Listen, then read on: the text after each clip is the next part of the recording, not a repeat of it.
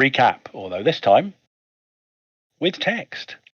You arrived at Fort Washington 2 weeks late. You were warmly greeted at the fort by General Chandler, Billy Stanley, and Dr. Sheila Maxwell. After some greetings and a quick meal, you rested for the evening. You headed out to recover refugees and returned successfully. But later that same evening, as it says, 25th July, Fort Washington was attacked, and you pursued the Idanos, who fled the scene after seeing an item from the Smithsonian and taking hostages.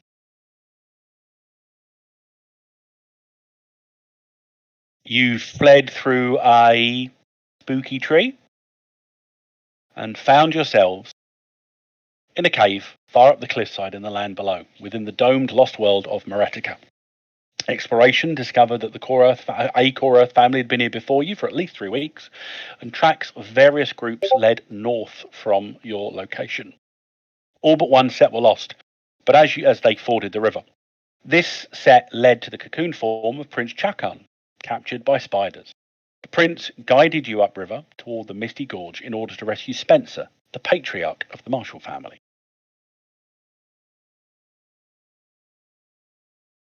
A day or more travel brought you to the Misty Gorge itself.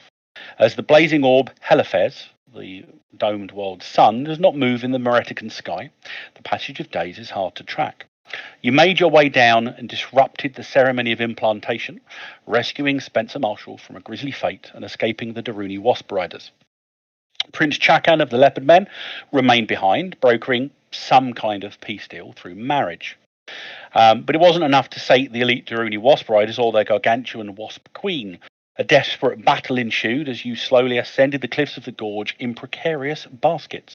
But you were finally triumphant, and the Queen Wasp disappeared into the mists below, soon followed by a thunderous crash. And that is where last week's session ended, with the transition of scenes. So your baskets reach the top of the cliff, and you see that there are about a half dozen or so leopard men pulling on the vine pulley mechanisms, and so they're responsible for getting you to the top. Spencer rushes out, double checks his torso again, looks around, looks to you expectantly, as if expecting cacophonous, angry buzzing to come up over the side of the cliff at any point.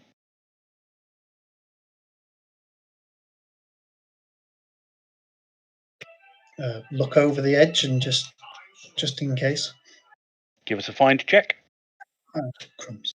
It is once more a completely featureless, misty cloud cover.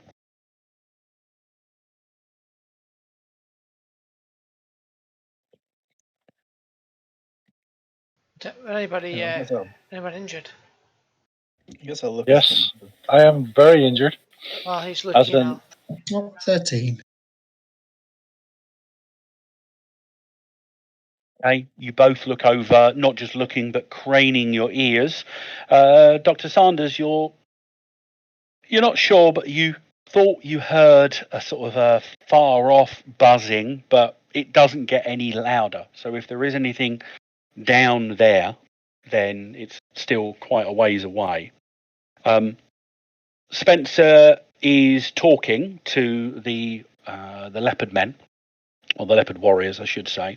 You can make out the odd word, those of you that have spent some time with the lexicon that Kathy put together.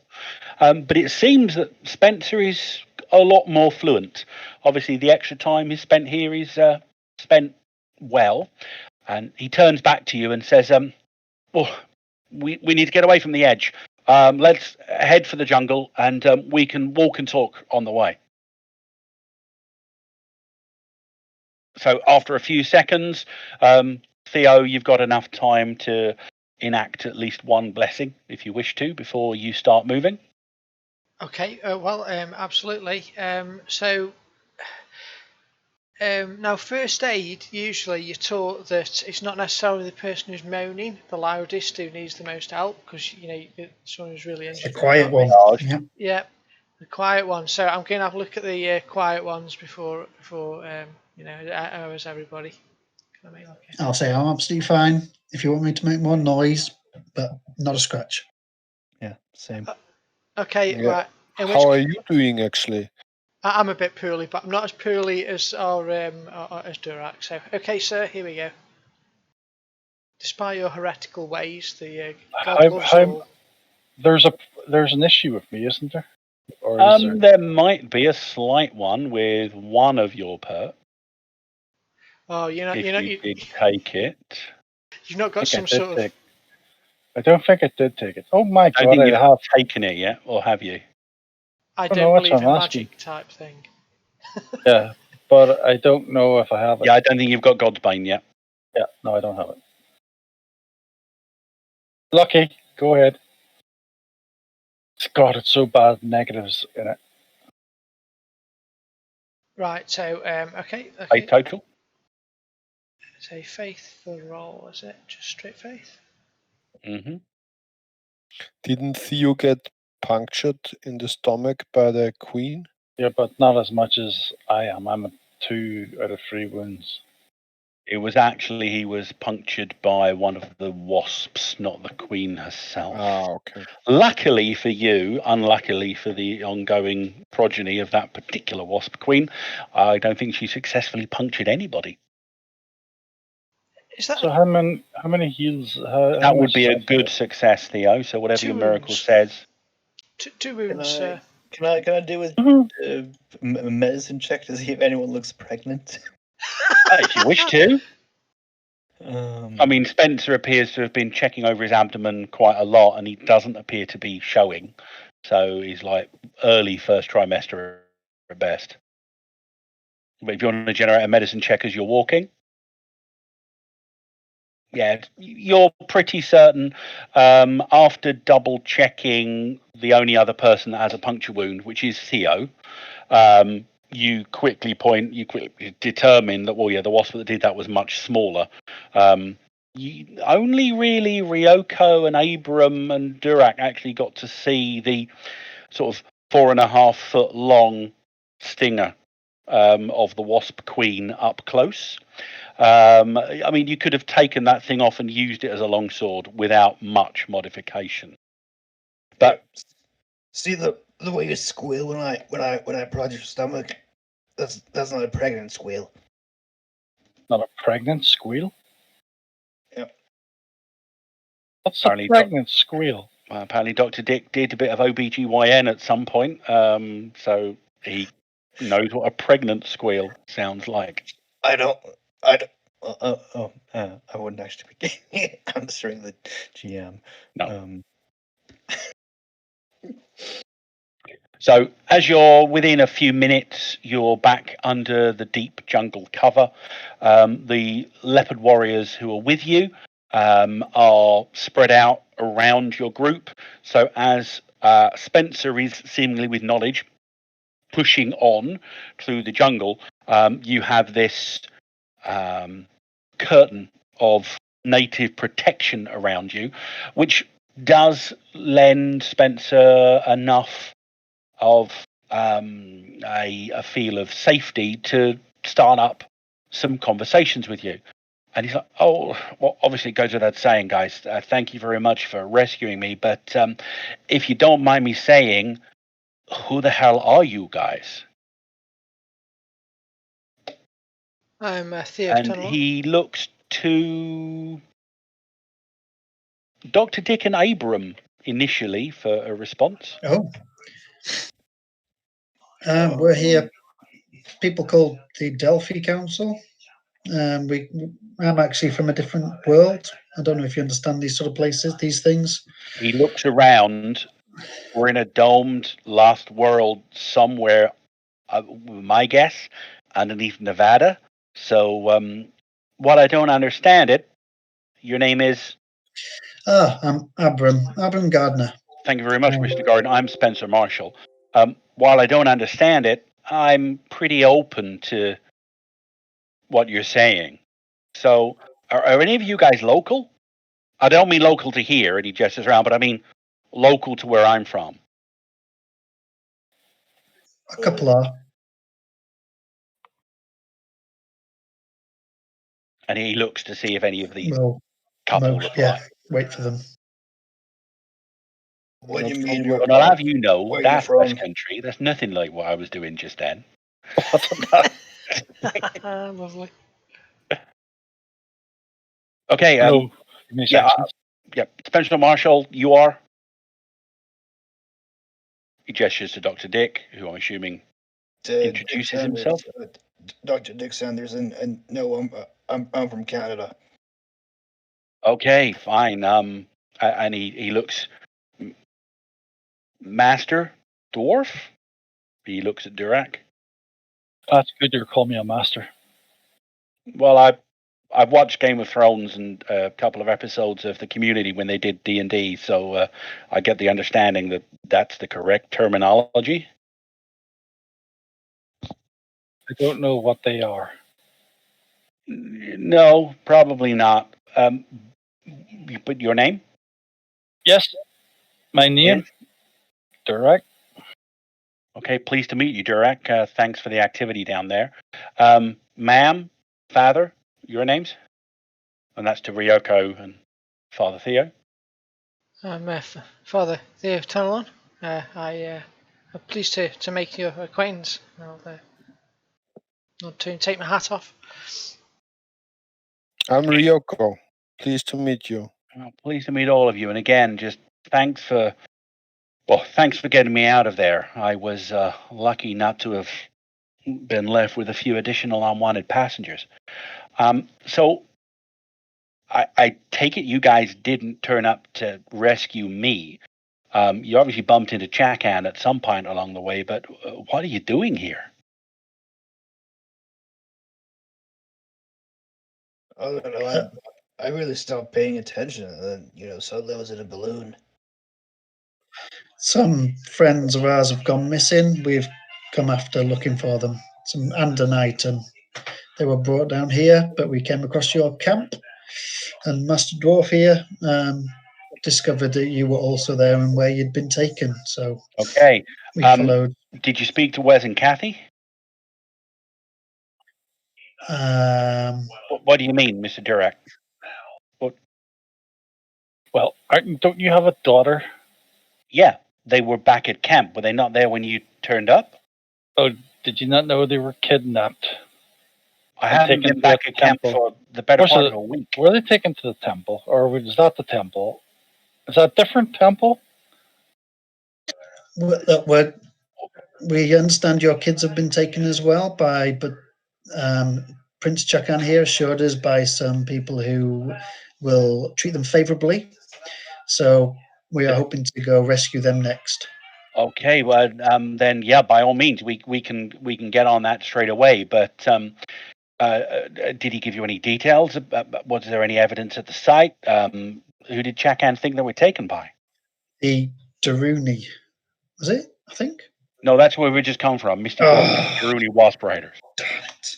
It took me about a week to get track. Septors, then. Toes? Slivers. Serpentors? So that's them. Okay. I can't pronounce the words. I can't even write it down. All I know is they're slivers. Yeah, Serpentors, serpent people. Well, that's good, but well, not good, but better than Daruni or anything else down here. They're slavers. They're selling slaves to the Pyrian fire tamers. They're the most powerful and advanced civilization down here. They're building some kind of machine to harness their god, Tantor Keller, the volcano. And they need slaves for that. Lots and lots of slaves. I mean, if the Leper warriors and the Daruni would only stop fighting long enough, they could unite. And well, hey, now they can. I guess since the prince seems to have taken Miller's hand. Anyway, the Pyrians will keep Wes and Kathy alive for a while at least. It just so happens, I'm assuming you guys want to get out of here, right? Yeah, well, once we've got what we came for. The way out of here needs something from the Pyrians as well. They call it a spark, crystal full of some kind of energy, like a powerful battery of some kind. The device that gets you out of here, out of the land below, uses them for power. So we'll need, and he does a quick head count, half a dozen or so. Did they grow here? This crystal, do you know what it looks like? Yeah. So how about this? You help me rescue my son and daughter, and we'll get your crystals in the process, and then head to the device that gets you back to the surface. Probably the same place the lizards you were following would have gone, right? Yep. Okay. Will you not want to be coming back as well? Well, we'll decide that once I've got my kids. They've been enjoying themselves here, believe it or not. And, well, I won't make any decisions until that's sorted. And we've made some friends here as well. All the Well- while, you've been cutting your way through the jungle. I guess the kids love the talking dinosaurs. What talking dinosaurs? Spencer turns around and looks at you. Have you not been seeing the 6-foot-tall lizard men running around? Oh, I thought they were just wearing lizard outfits. You know, also those are lizards and not dinosaurs. Because there was these leopard men, and they were wearing leopards. So I just he assumed. points at the leopard warriors that are ringing your group as you walk through, and you can see, yes, they do have indeed got their leopard headdresses on. No one said they were lizards. So, Dr. Sanders, are you a medical doctor or a scientist? I'm not a medical doctor. No. Okay. What branch of the sciences? Well, physics mostly. Okay, I'm practical science myself. I taught a bit of fifth grade chemistry for a while, but I've kept my hand in. I've been learning a lot about the places around here. So if there's anything you do need to know, then we can go ahead and, well, we can see what we can find out. For now, we need to make our way further east toward the center of the place, into the lands of the leopard men. We should be quite safe. If there's anything else you need to find on the way, we can, we need to go in that direction roughly. So Spencer leads you away from the gorge, through the jungle, heading toward the land of the leopard warriors. Yes. Over the course of the next day or so, because it does take quite some time, you've got about, on foot, you're looking at about a 20-kilometer a day travel. And I will share the map again. So the following morning, anyone who's still injured can go ahead and make a healing check. Don't roll a 1, Theo. Don't roll a 1. Healing, you mean first aid? Or you can do first aid, or I'm talking natural healing on this point. Oh, okay. Oh, there's natural healing? There is natural healing. And Never that is done a it. toughness check, is it? Or I'll let you know in a second. I'm perfectly healthy. I don't have to do anything. So You can make a strength check each day to recover, obviously minus any wound penalties, as usual. A success means 1 wound is removed. each wound gives you a -1, is that correct? Each wound gives you a -1, yes. If an ally has the medicine skill, he can aid your companion by making a medicine roll. Each success on that roll eliminates 1 point of wound penalties. I don't think that's going to help with an action total of 4. However, your shock goes quite quickly. Once you have put the stress and the drama of Misty Gorge behind you, you're able to relax quite a bit. Okay, the limitation on my healing miracle is that I can only cast it once per scene on someone, so I'm going to use mine on myself because I don't really want to be on -1. So that'll be me and Durat both done for healing, for magical healing. For I rolled Okay. some medicine just for. Oh, thank you, sir. For the healing. So that would have given you how many points of wounds have you actually got, Theo? 1. So I think that's enough. So that would have eliminated. It would have given your own personal healing a 5, not a 4. it's just been +1. How big Eliminated wound are penalty. those crystals, by the way? we're looking for? They're about the size of maybe a sort of a baseball or a large grapefruit. I'm looking at Dr. Dick. But let's see. Yeah, I'll check my phone. I think I have a picture of it. Does it look like? No, not that. Does it look like this? And I'm showing him a picture of an intelligence charge. I presume I've gotten somehow. Badger, just out of character. I'm thinking Rick and Morty episode 1 here. And it's not gonna be my cavity. Don't know the reference. They're not whatever gumba fruits. I can't remember what it was, but yeah. Yeah. He says, no, it's not like that. I mean, they're literally spherical, and they look like they're filled with glowing energy.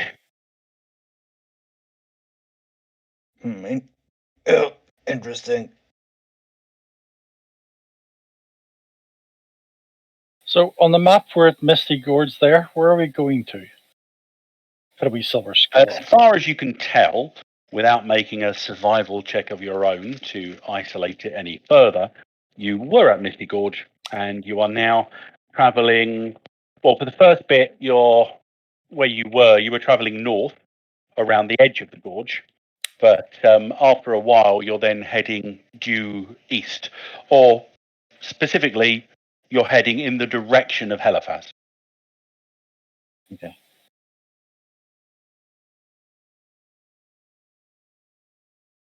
You might need to use strength roll for that additional wound. Oh, I have to do a strength roll, but I got all healed. Yeah, if you read the chat, I got it wrong because there's a lot of modifiers for wounds and things that I didn't put on. God, right, okay. I've got 2 wounds, so it's minus. You'll have 1 wound because No, One, so you only got rid of 1, not 2. Yeah. So do you want to give us a strength check yourself for the morning? Oh, somebody's put a marker on the map. Cool. -1. Okay, here we go. Nice. Yep, you heal. You're dwarf. Yay. You should be able to heal quite quickly. Very disappointed in Theo's healing. Felt like I was fully healed, and then he just let me down and says, "No, I didn't. I forgot that big giant scar in your skull." Sort of there. Lesson there, though, you should heal yourself first. Yeah. So you're better to heal others. Indeed. So over the next day or so, you travel continually sort of like towards Halifax. Periodically, you find yourself breaking through the undergrowth onto a game trail, which leads to various different villages. Each one, Spencer introduces you to leopard warriors, some of whom he appears to know by name or has encountered before. A lot of them are wounded. You can see, obviously, what they've suffered in the constant war with the Daruni, some missing limbs, deep puncture wounds. They're simple people, but they appear to be clever and warm in their own way, albeit primitive compared to the land above. No more than about 50 or 60 individuals to a tribe. But you begin to understand how important Prince Chakan's plan was to his people. A few days later, you are coming up to a river within the land below when the leopard warriors who are still escorting you grab their weapons, gather into groups defensively around you. Spencer looks up at the sky and you hear a loud buzzing noise coming from above. A dozen wasp riders suddenly crash through the trees, several of whom look familiar and still bear scars from the wounds that you gave them in the fight as you ascended the gorge face. The leopard warriors rush immediately into attack when Prince Chakan steps down off one of the wasps Hold, my warriors. The war with the Daruni is over. He proceeds to speak to his people, and is considerate enough to mention some words in English. Otherwise, Spencer is trying to translate at speed, informing you that his marriage to the champion Mila of the Daruni has brought peace, at least for now. And the order is that all hostilities are to cease. Not upset to be or god killers then. They don't appear to be holding that against you at this time. His last words, that the Daruni are to be treated as friends, doesn't sit well with a fair few of the warriors who are with you. And it's obvious to you all, without having to make any skill rolls from their reaction, that it's going to be a long time before the two people are ever truly allies. But where you are at the moment, it's a good first step.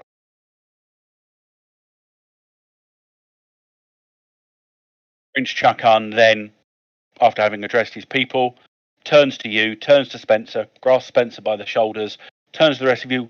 Once again, my friends, very good English he's got again. Apologies that I had to lie to you in the way that I did, but it was important that we got there quickly, and it would have made, slower work if I'd had to explain my plan to you along the way. Thank you, however.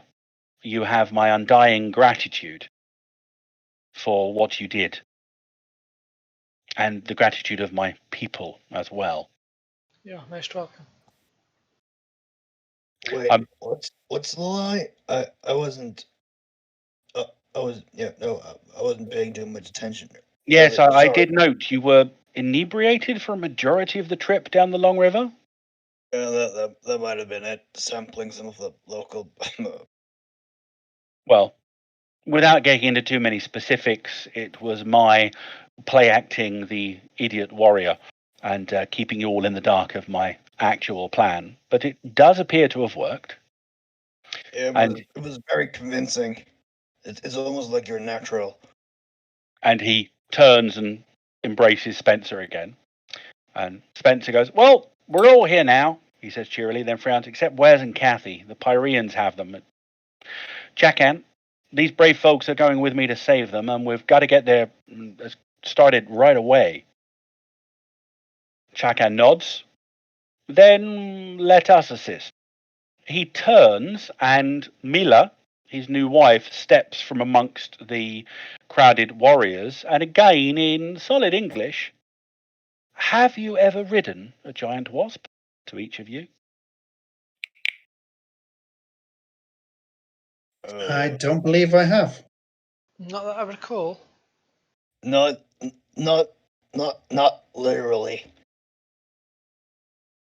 They had it at a ride in Japan, but not a real life one.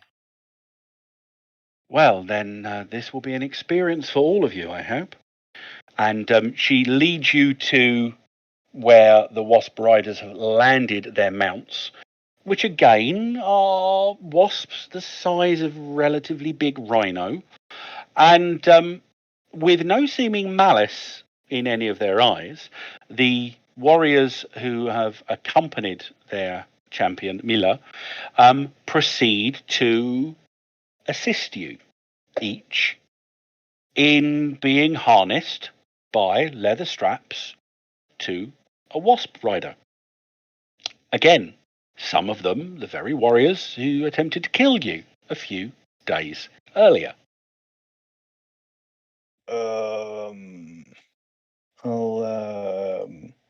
Can I do like an evidence analysis or something to see if I find anything suspicious Go about for them?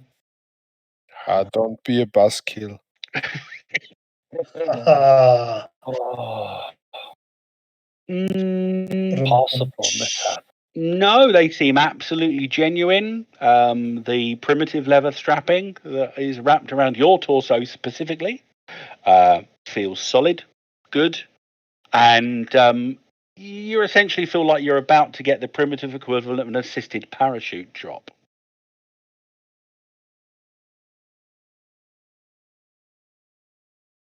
The wasp that you approach, Durak, it's antennae buzz a little bit, but you feel like you've got a bit of a rapport going with it, and its rider politely gestures. She doesn't speak a word of English or what passes for a language that you understand, and she seems to gesture politely to you with pantomime to indicate, "Are you okay for me to strap you in?"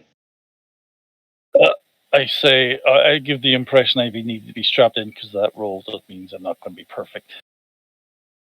Okay.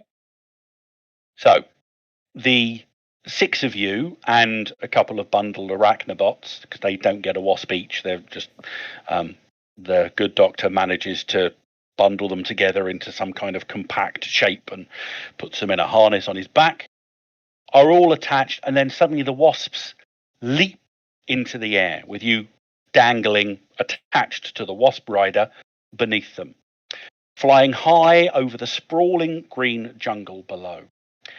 And you begin to head southwest, so in this direction first. So this is where Tantacala is, but you're heading in this direction. Seemingly at a whim, Mila, who is on the lead wasp, signals to her warriors, and they begin to detour straight towards the sun. This sun? Helifez. Didn't know the Helifez was a sun. It is. Well, it's a big glowing ball of energy, giving light. Although, strangely... I thought it was a temple. That's what I meant. No, Helifez is the sun at the centre. Though you're still over 100 kilometres away, you feel no heat from the sun whatsoever. Just a growing and overwhelming sense of elation that affects even the most hardest of hearted of you. Those of you who are of the emotional bent already, or possibly are used to religious elation, the feeling fills you with joy so great that the aforementioned ones, some of you almost begin to cry. It's that the joy, as you approach it, the joy it's filling you with is that great that it affects you to that degree.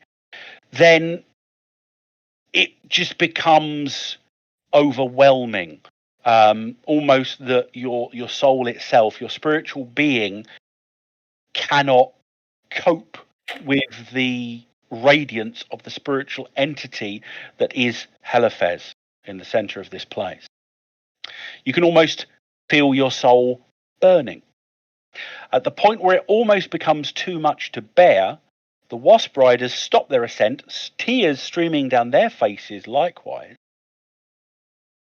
The wasps stall, flip upside down, and the warriors spread their arms in exultation, all of you momentarily weightless, and then the wasp drops you and your accompanying warrior, and you begin to fall back down to earth. 4, 5, 6, 7 seconds of free fall, and then there is a rush and a buzzing noise as each wasp picks you up back into its embrace and plunges rapidly back in the direction of original flight, as each of your riders speak into your ears, "That is how we wasp riders touch the face of Helifaz. We call this the dreadful joy." And you feel like you've gone through some sort of rite of passage with these wasp riders. Wow. Certainly was a feeling. The wasps continue for a few hours across the remainder of the Leopard Man lands. Not that you necessarily know it, but they continue on across the Keefe Savannah and on to what beneath you, just around here, looks like a great brown-green mass of a swamp ahead of you. Spencer, from his wasp, waves Miller and Chaka down, and the wasps eagerly lower you and drop you all at the edges where you are unstrapped. We'll have to go on foot from here. We need giant turtle shells. It'll make us too heavy for the wasps, I imagine. We must return anyway. Not all our people have accepted our truce. Good luck, my friends. We will return if we can. And Did you miss out? Get off and go beyond. Did you miss a bit of the plan where we needed giant turtle shells? Because I'm sure it wasn't mentioned earlier. Oh, sorry, it wasn't. Follow me. It'll make sense. I did miss the part of the plan when this became the Super Mario Brothers. Oh yeah, my Kathy likes that one. The Mario Kart, especially. They're not really kappas or anything like that. They're just, well, the shells are quite fire resistant. And well, the Pyreans aren't called fire tamers for nothing. We can use these shells as shields against their flame weapons should we get into a fight. And ahead of you, as you walk maybe 400 or 500 yards, there's a wide expanse of marshy bog. You can see the steam rising off the water as you approach. It's about 37 degrees Celsius, maybe 100 Fahrenheit. However, that's where you are at the shore. You can see the steam no more than about 20 yards away. The steam is literally rising, and further on ahead, the water begins to actively boil, and you can see it bubbling away. Scattered every so often in amongst the undergrowth, none so close to the shore that you'd be able to get them without wading in a ways, are what look like yellow rocks, round yellow rocks. Spencer steps carefully into the hot muck, maybe about 8 or 9 yards, and turns one over. Turtle shells. Be careful you don't grab a live one. There might be silly some around here. They do bite. So, are you all helping in the search? I don't mind lurking for turtle shells. Sure, what's the skill? Is it just find? It will be. I'm good with heat. Not great with heat, because I haven't got the perks, but I'm good with heat. Just a fine check, is it? It is just a fine check. I'm rolling crap, but it's still probably good. Well, it happens. Oh, I got a 10. What's the target? Oh, if I don't tell you otherwise, it's always a 10. No, if you told me otherwise, that's why I was asking.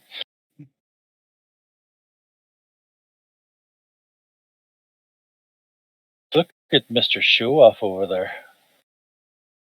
No. I should say Followed Mr. by a 1. Oh, you got a reroll. You got a 9. Almost so good.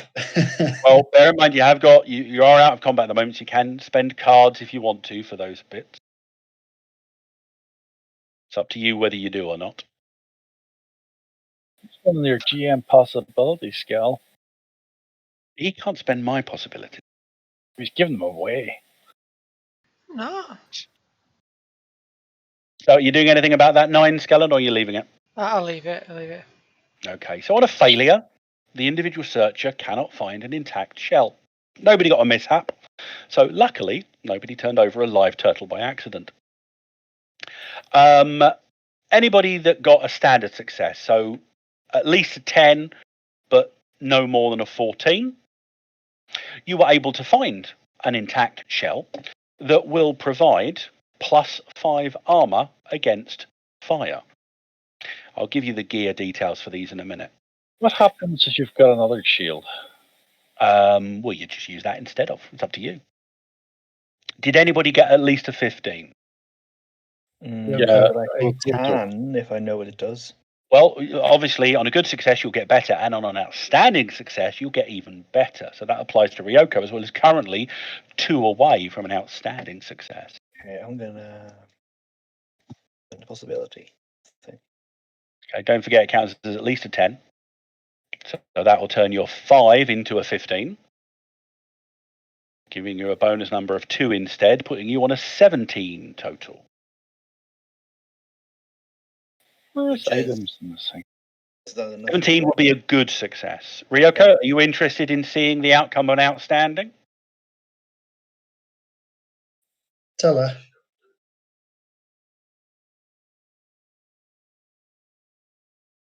Wait, Alexander.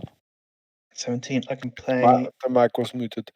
Just a possibility to make it happen. Or you'd roll again and add the dice roll. So as long as you got enough to, what were you on? You were on a 23.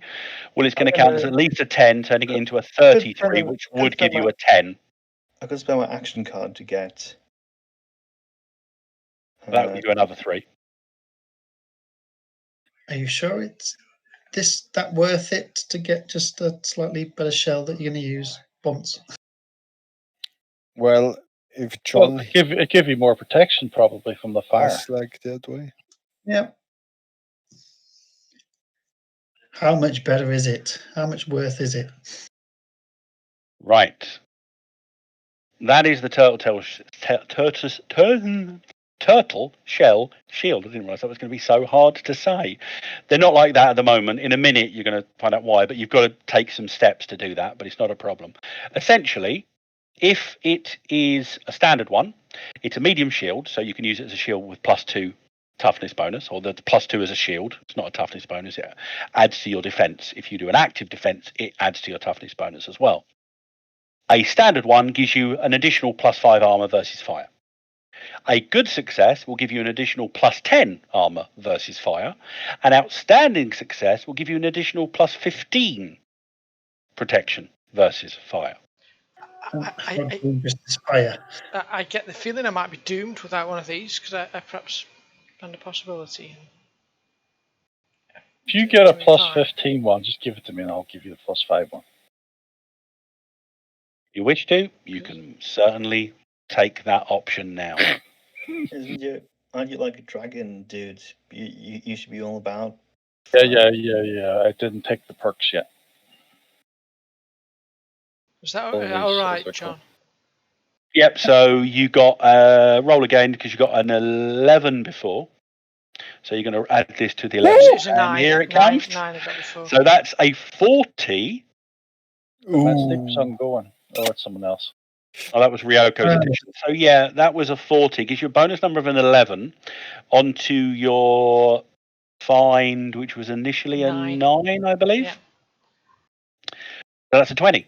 Yeah, it's got a +15. So you did get. So you've now got. Essentially, it takes you all about 20 minutes of mucking around through the mulch. Theo, you found one that had a crack down it, and then you decided to go a little bit further out.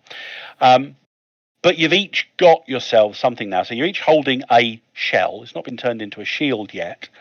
When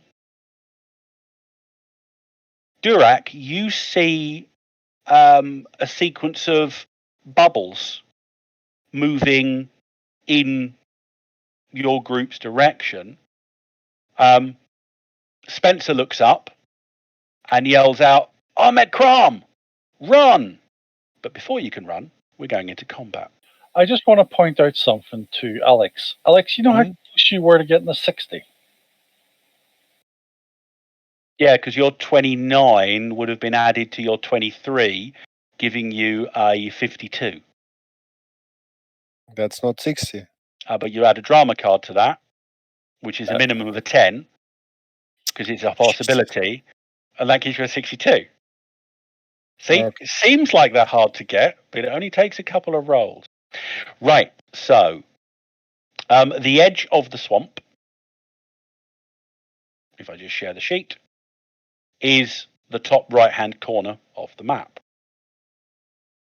Now, who got the lowest find total? I know it's not Theo, and I know it's not Ryoko anymore. It's me. I got 10. Right. So Durak, you are the Brilliant. furthest into Away. the swamp. Woohoo. Who was after Durak? Me, So Abram, you I got are 11. a little bit less And deep then into the swamp. Then I think it's Theo, and then lastly it's Ryuko. Hello, Dr. Dick. What did you Or- get? Well, it depends on whether I'm 17. spending the action card or not. But it's Well, either- you need to decide now. yeah, I'm doing it. It's a 20. Okay. Right. So the rest of you. Oh no! What did that do? That I'm dragging the wrong bit of Dr. Dick. So does we know what Armet Crum means? Nope. You have no idea. It's not one of By our Crum. languages. But you're about to find out. There's Ryoko and Father Theo up there. So have I put the right guy on here? Yeah, You've we're going to got leave.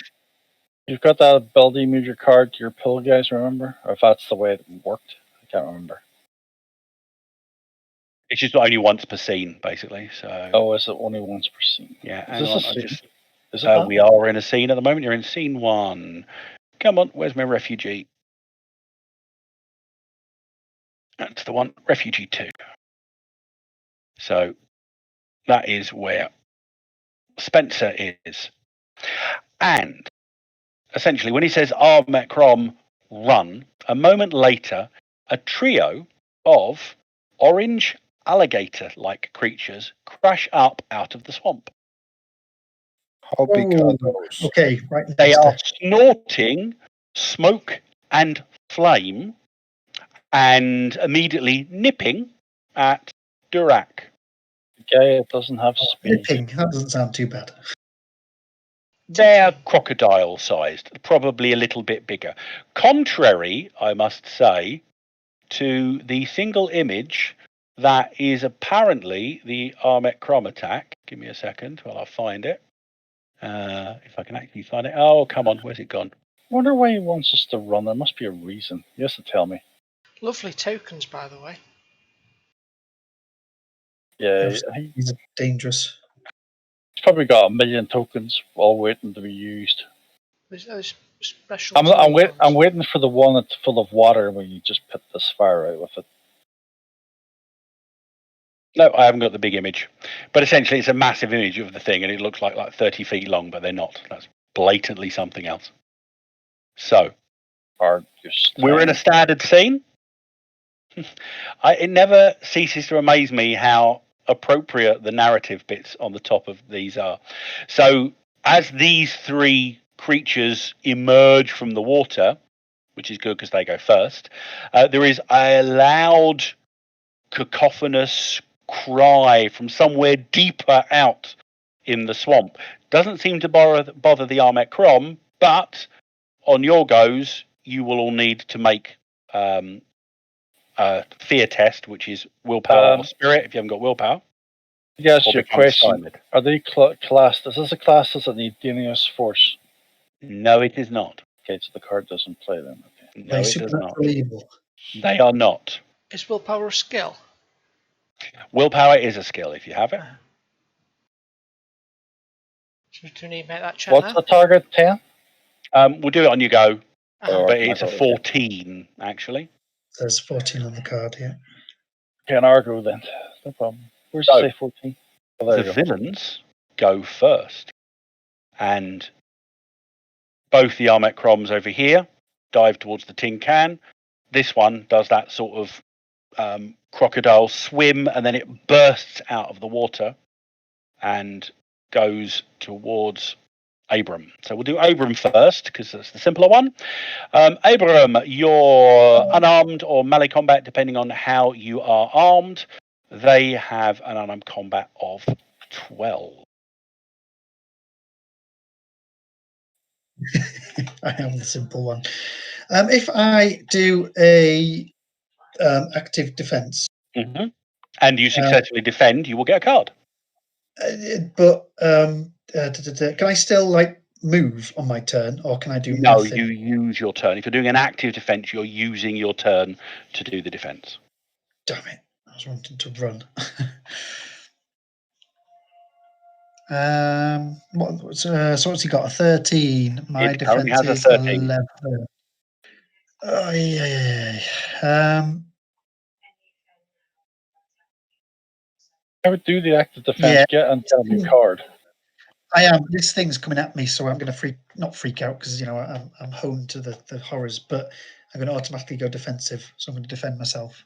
Okay. What do I roll for that one? Sorry, defense. You roll a Just a bonus D20. number, which is a minimum of 1. So And just a you will add D20. that to your you roll the d20, generate a bonus number, and that applies to whatever appropriate active defense. Roll again and add. So you could just have done /torg in the commands as well. Okay, it's a 12, gives you a 0. That's a 1. So add 1 to your appropriate defense. It still hits you. Just 12. That's rubbish. it gets a 13, so it doesn't do any additional damage. So you are getting turn for that. Yep, you are getting bitten with a strength 12 bite. What is your toughness? A 10. Unless Okay, I'm allowed so to that's 2 result points of damage. It's 2 shock.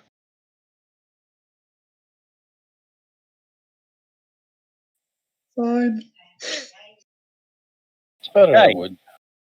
Durak. It is. The first Armet Crom goes for your leg with an attack. So it's unarmed combat versus your appropriate defense, which I think for you would be unarmed combat, correct? Yep. I'm doing the full defense here as well. Okay. Then let's go. Well, roll your defense number. Okay, so it's a minimum of a 1, so that adds to your defense, giving you a defense total of. It's on a different page, wait a minute. Don't forget to add your shield if you've got it out. The shield gives me +5, didn't you say, that new one? That's +5 versus the damage, not on the active defense. It's a +2 shield. It's a medium shield for standard shield. Crap shield then.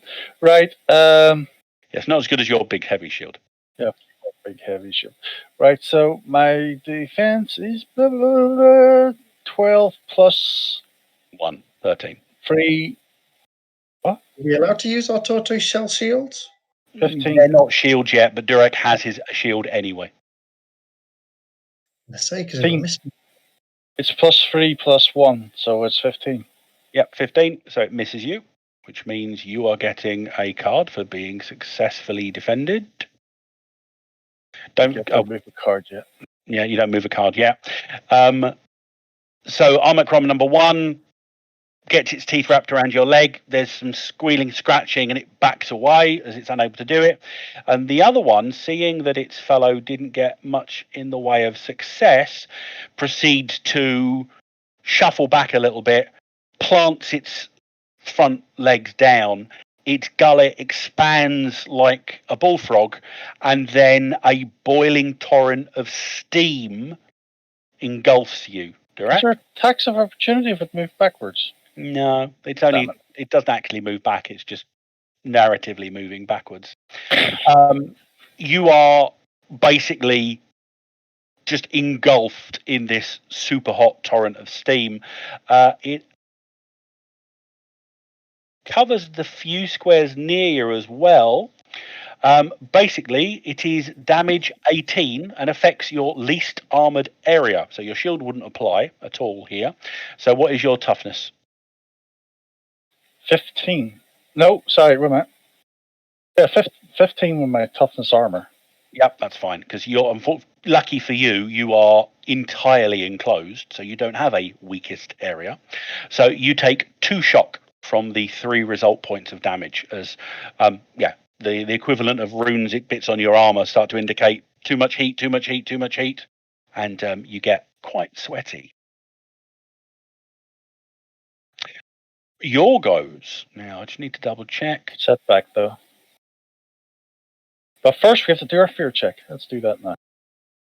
I'm going to guess these crocodiles are not very clever, so they're probably vulnerable to trick. So I'm going to, before anyone does anything, I'll probably do a. You got to make your fear test first. I'm going to do my. I'm going to spend a possibility here. just rolled off a 20. It's 14. Which Still a bonus number of is 1. A 1, which plus my 10's 11. I need 3 plus 3. I can't get plus 3 because I have no cards. So you're going to fail. What does fear do again? You will be very stymied. Oh, it's 14. Sorry, one- stymied. Not very stymied, just stymied. For 1 turn? Until the end of your next go. And I'm saying it like that because the setback is that regardless of how well you do on the roll, you're all a bit stunned, a bit shocked, and surprised by these things. So you're going to miss your go this round, and we're going to go on to the next round once you've all made the rolls. Can get to move a card, though, can't they? No, because you've missed your go. Oh, okay, sorry, right. I'm going to spend a possibility on that. That's funny because I got to use my go to defend myself, but then I lost my go because You're all right. You're not as badly affected as other people would be on this particular one. Not as setback. Okay, so if you're going ahead, Dr. Dick, if you're rolling again. So that's a 15 on to your initial 11. That's a 26 to a total of 9, which I think you aren't stymied. Yeah. So that's Dr. Dick's rolled, Abram's rolled, and is stymied. Can Theo and Ryoko please roll their fear checks for the... Sir. Sounds quite close, whatever that is, and it's big. But Theo is not afraid. And Ryoko, ask your questions, Bridgekeeper. I am not afraid. But it did all give you pause. It did give you that setback. So it means that you don't actually get to respond in this round. These rocks hate you. So just to let you know, any roll of a 1 to 4 is treated as a mishap. Oh, God, no. Not necessarily a disconnect. Oh, right. Wait, but we didn't get a turn? Because setback came up on the line, and as I didn't have any other setbacks in place, I just decided that the setback of you losing the go. What's confused to again, guys? I forgot. Ooh. Confused means you can't play cards into your pool or use them. Oh, sorry. my you can God. you can still play them into the pool, but you can't use them. Well, that's okay, because I have no cards in my pool, so it doesn't matter. So Omicron number 2 goes Abram again, but this time it uses its steam breath. Hopefully I only can use one of these once, because if it keeps on using it every turn, we're dead. So, Abram, your toughness, please, in your least armoured area. Presumably there's somewhere without my armour then, isn't it? So it's just my toughness. Which is strength, isn't it? Yep. 8. So you take 10 result points of damage as this boiling steam engulfs you. 2 wounds for shock. Oh, what? Oh, right. Can I not defend against it? Nope. Snare of effect.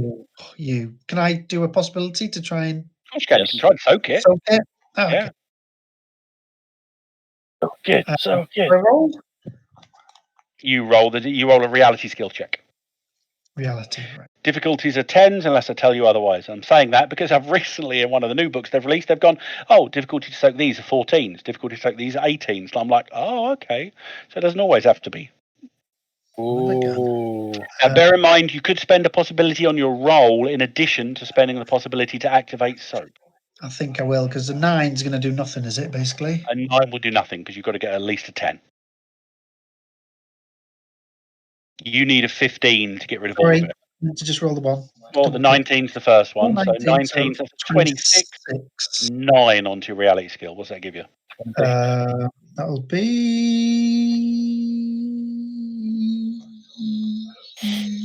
20. Sorry. That took you so long. A long time. So that's an outstanding success. 9 plus 11. Oh my goodness. The various options flash through your mind, and then you cotton onto the one. Well, because there was in one of those trouser legs of time. There's a point where Abram instinctively ducked behind the turtle shell that he's recently picked up, and the boiling air skirts around. Oof. Well done. Expensive, but well done. The other two gang up to have a go at Dirac. No, because it's not really a Plus what? defense. So you're adding that. They're attacking you with their teeth this time.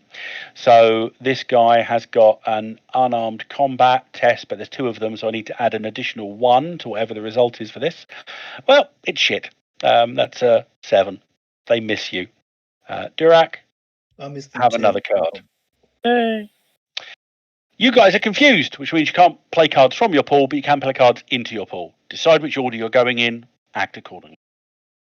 I'm probably going to do the same thing. Just try to trick all of them. They don't have a particularly good mind, but they are quite canny, just to let you know. So their mind stat is a 2, but their defensive trick value is an 8. Wow. Still not that much. No, but better than a 2. You have to give them that. I think I accidentally deleted the card I should not have Should deleted. I take on all of them then, or just 2 of them? You have to come up with a reasonable trick as to how you're going to get all 3. What's the description? Right. It could be as simple as a loud noise to distract them, but yeah, it's a very loud noise, but it's like I just try to figure out what one of these things might be afraid of, and I try to mimic that. So whatever big monster thing could possibly. Oh, you've heard various big monsters around upstairs as well, so you can make some kind of noise for them then. Or I just do buzzing noises.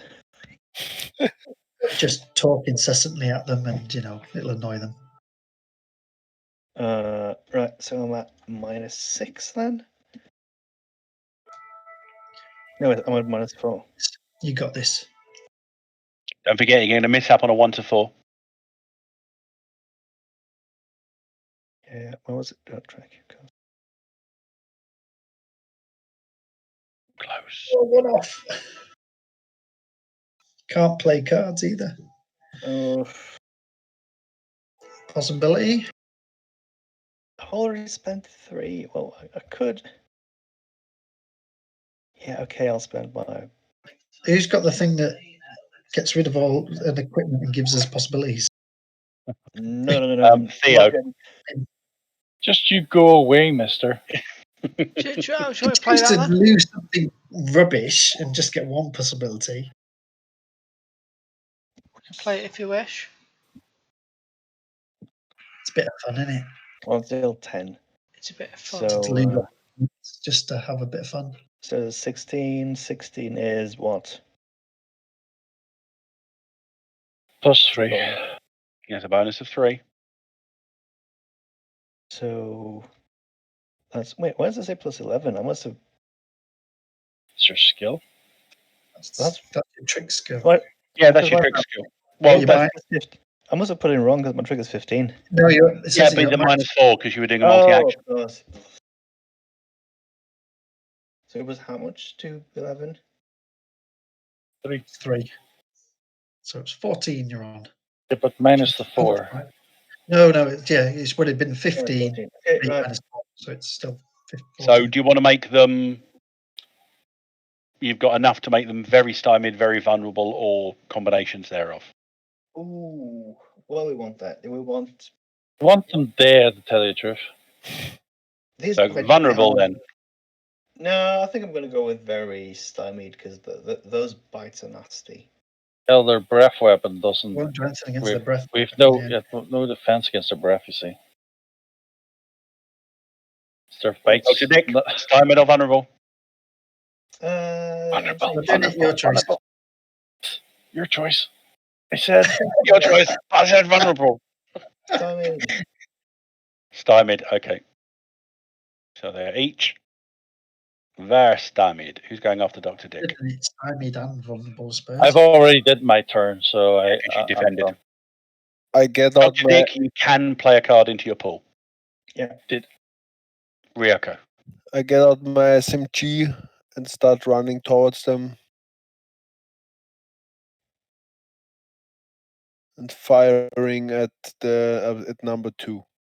Okay, you can move a number of meters equal to your dex, remember, although it is relatively bad terrain, so maybe half that. Yeah. So only there to get a good angle on Crom number 2. It's not actually engaged with Abram this round because it did that step back, sturdy, belched steam. So you're not worrying about firing into a melee this go round. Line you up on the squares. Defense. Yes. Their dodges are their dex, which is an 8. No additional bonuses to dodge. So you did better than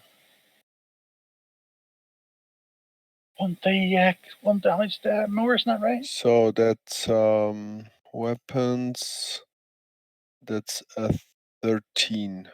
Damage 13. Okay, how much is yeah, no, you got enough to get a good success.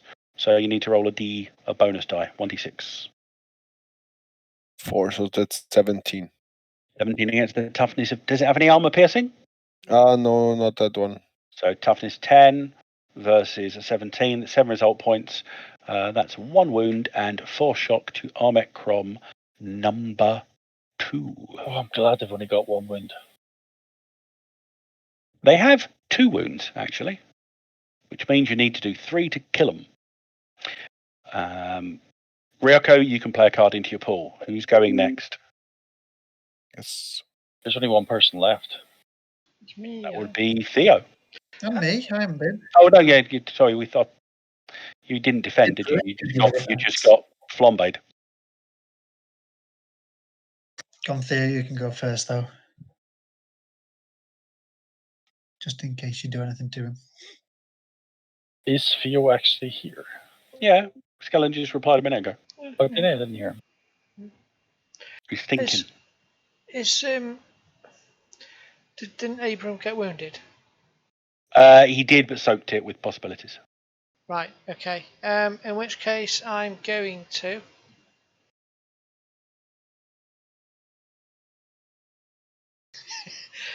You know, I don't get what me disconnect chance on it if you use my storm gun. It's a 1. Basically, while you might have it might jam if you roll a 1 to a 4 because of the rocks hate you this round. But you will still only disconnect on a 1 because it's a 1 case if it's native to you but not the environment, or the other way around. Or it's a 4 case if it's beyond the axiom limits of you and the environment. Oh, and I can't use this card because it's not my pool, can I? That sucks. Correct. Okay, so in which case I need to intimidate, don't I? So I'm going to try and intimidate this Armored 1 of them, Crom. 2 of them, 3 of them? Just the one on Okay. Abram. Okay, so you're going to go ahead and trying screaming at it in a different way, making noise, rushing towards it. You can probably get a little closer than that because, again, you can move your dex in meters. Each square is a meter. A question for you, John. You know how I've got a terrible memory. Remember the thing that was attacking me? It rolled a 3, which is a possible mishap. Did that happen?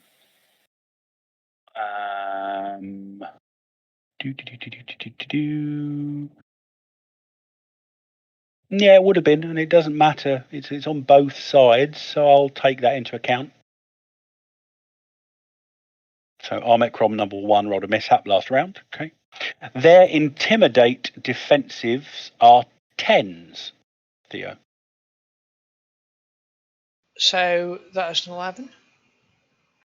So that's a success. Do you want to make him stymied or vulnerable? Stymied, please. So Armet Crom. Hopefully that'll He's stop him. already very stymied. Oh, he'll have to be vulnerable then. That's fine. Okay. Make it easier for me to hit him. Okay, he's also now just vulnerable. And you get Willpower card. Abram. Right.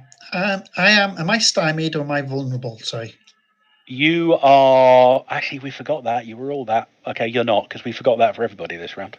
No, I think most of them, not everyone was. Well, Theo didn't. He succeeded. The rest of you... Okay, we'll assume the rest of you did succeed. I think most of you did. You didn't. Are stymied. But again, you've just gone defensive, so you're Oh, stymied. yeah. So you're going to That be at makes it minus hard. 2. Yep, you're going to be at minus 2. But then he's vulnerable and he's minus 2. Yes, so it Well, I counts get around. plus 2. It's essentially ignore those, and I'm just rolling Yeah. against his. Right. Okay. Cool. Dodge, I'll I'm because he's assuming. backed off a bit. I'll try and shoot him. Yeah, I mean, you've got a pistol, so you can use it in hand to hand anyway, so it's not a problem. Oh, there Oops. it is. Do you have your card and it protects you against this? No, but 'cause now it's you not in can't his use Oh, it. in my pool. You can't use it It's in though. my hand. Okay. I You can't use it. bring Is it my? your gun up, Oh no. playing through in the back of your mind all of the different critters and creatures that you've done, that you've encountered that might be similar to this. You take out the appropriate bullet, put it in place, bring it up, and then there's a point where you just pull the trigger, nothing happens, and the world just becomes so much simpler in your eyes. Your gun fades Yeah. out entirely. Right. Is that my go over? Yes, because you did something. Right. Okay. Yay! When do I get to try and reconnect? By Do the you way? want to look at all your Next gear and round. see which ones are all vanished now? Because there'll be lots. Well, thankfully, I have 2 weapons that are from the living land. I have a spear and okay. a bolas. Yeah, Less well, than Tech 6 is what you're looking for. well, what about your armor is what I'm talking about. I meant. Oh yeah, that's all. That's all gone. Everything Okay. Okay. in the loincloth. Next round. Lanala's Rage.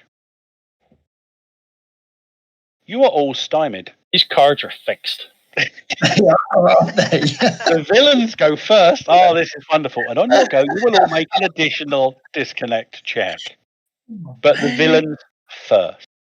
So I'm at Crom 2. I'm basically not allowing them to do breath weapon each round. That is broken. Good. Is going to attempt something else. He is going to attempt a tail strike. As a multi-action, the lizard He's can very- slap you with its tail, which is a maneuver. But if it gets a player's call, you are knocked into the hottest part of the swamp, where you suffer 24 damage each round. You stay there. And it's a multi-action. It does an attack and a maneuver on the same bonus number. So first off, I'm going to go /TORG. Say that guy over there helping us. Oh, it rolled a 2. So I'm going to spend one of the ref possibilities and get a 36. That's not fair. That's a plus 11.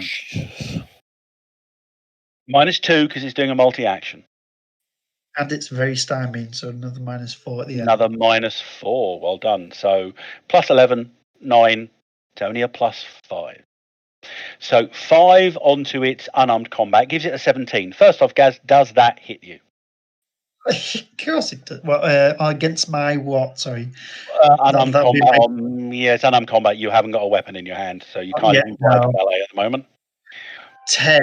Hell yes. So that's 7. So it gets a bonus die damage as it flips around. So you are taking a tail strike on its strength. It's not as big as its bite, so it's an 11.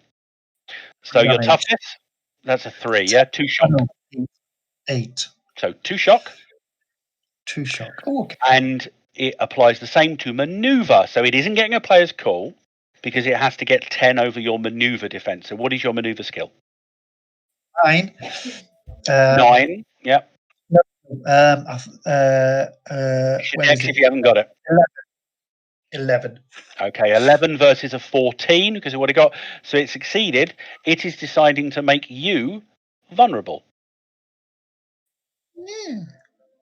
Because I'm not up shit creek enough, eh? Yep, exactly. And then Armacrom number 1 was set back last round, so it's going to lose its action. So Armacrom number 3, the only one that hasn't yet used its breath weapon, is going to breathe on the dwarf. Always nice when they breathe on the dwarf, isn't it? So that is 18 damage to your least armored area. So 3 result points, 2 shock. 2 shock, isn't that right? Yep. So who's going to be the first person to suffer Lanala's rage? All characters become stymied. Yep. And there's a surge. Let's roll the dice 20. Yeah. Yeah, let's do it. Oh, past it. Don't roll a 1. Abraham, don't roll a 1. Because if you do it, I think really, really bad things happen to you. Well, that's who rolls a 1 on his reality test to reconnect. Oh, it's not if he has to do it on a surge when he's already. Not necessarily. What happens He's to him if he's essentially a native at the moment, so he doesn't have to make a surge check because he's already done it. So, Dr. Dick and Theo, please make your surge tests. It's just See a if flat Abraham. roll. Yep, you're fine, and Theo's fine as well. You just don't want to roll a 1. Okay, and I just need to remove the various different effects from these guys because the timer isn't on this one, so I have to delete the items manually, and I always forget. So they've had goes, so they are no longer vulnerable or stymied. Still have to put the stymied on us, though. Yeah, you can remember that. Okay, I'll try to remember it. I'll enjoy doing it. Stymied means it's -1, isn't it? -2. -2, thank you. Does anyone want to do tricks, maneuvers before the physical people get involved? Yeah. Which one should I do it on, or which ones? I'm not going to do all of them now because You've got a minus. well, I could still play the hero card, I guess. If it's in your pool. Don't forget, everyone should have at least one card in their pool now. Theo, you haven't got a card in your pool. God. Sorry, I didn't put a card in my last turn. Damn it. Yeah. Do I get to put one in my pool as well or not? Yeah, because you still had an action. Yeah, okay, I'm going to do it with all of them and use my hero card. So I'm at -6. All right, anything so tricking again. I don't know. Can I just keep There's no issue at this point with repeat tactics. These are animal intelligence. So. And I'm doing the hero. So that means You got an action total of 10 at the moment. That's a minimum of a 10, so it's a 24. So that's a bonus number of 8 onto your adjusted skill of 9, gives you a 17. Oh, 1 point away from player's call. Oh. wait, no, I don't. Has anyone got anything I can So do you want to make them very vulnerable or very stymied? I'm going to make number 1 very vulnerable, and then the other one's very stymied. So the one on... Oh, okay, fine. One below me. So Omicron number 1, very vulnerable. And the other 2, Omicron number 3, very stymied. Omicron number 2, very stymied. Who is following the good doctor? Me! Sure. He's made my ones weaker. It's okay. I'll just get rid of this number 1 because it'll make it easier in your choices. So I'm going to do it on Gumar. Come back. My claws. Here we go. Try not to roll a 1. There's my advice. Stop it. Their unarmed defense, just to let you know, is a 12. Okay. I'm going to use a hero card.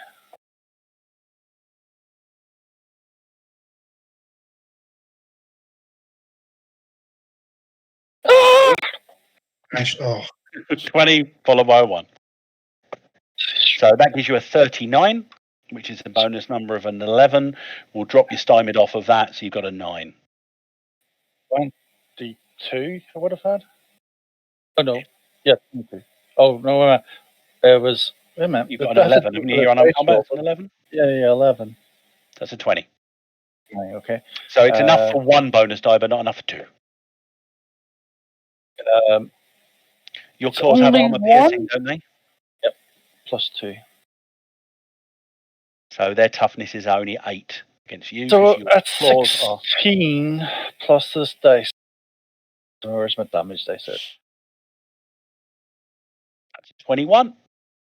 How much would that do? Because I can use a card if I want to Right, find that out. would do 2 wounds and 4 shock. You are at 13 over toughness. I'll If do you a get coup. 15 over toughness, I'll do a coup de grace. that lets you roll another bonus die, doesn't it? Okay, you do 3 wounds and 6 shock, and you basically cut the throat out from Armicrom number 1. I'll move a card over. You can indeed move a card over. Who is following our Ryoko? I believe you were keen on getting into the action just then. Yes. was- I get two steps further, and again armor crown, but this time short burst. I forgot this one, so that's 3 bullets. And On it's number 2, yeah. Don't forget to mark off your ammo. It's a Yeah. finite resource. But everyone did have enough for 1 full reload, if I recall You correctly. better at your weapons than you are at your sword. He gets to do pew pew on that one. Hmm. Dodge of 8. Yeah, so that's a hit, but it's not that good. Or It is not enough to do a bonus die damage. You have to get Yeah. 5 over. I can do action plus 3. You can indeed. Would that be enough? 14 versus an 8 would put you 6 over. So it would give you a bonus die. Don't forget to add the Stymied or bonuses for something or so. yeah, stymied, but you're doing it on number 2. Oh no, the vulnerable one's gone. Yeah, so the stymied would put you back down into no bonus die territory. So I wouldn't bother. if I were Okay, you. so I don't play it. What does the and short so burst do? I think it was plus 2 damage. Okay, so well, it's plus 2, so it would actually put you back into. Remember, they're only adding to the rolls. So you've currently got an 11. The short burst puts it up to a 13, puts it back down to an 11, and your action card will put it up to a 14, which is enough to do a bonus die of damage. Yeah. Then let's do this, and there comes Just the 2 bonus wounds. die. 5. That's 18.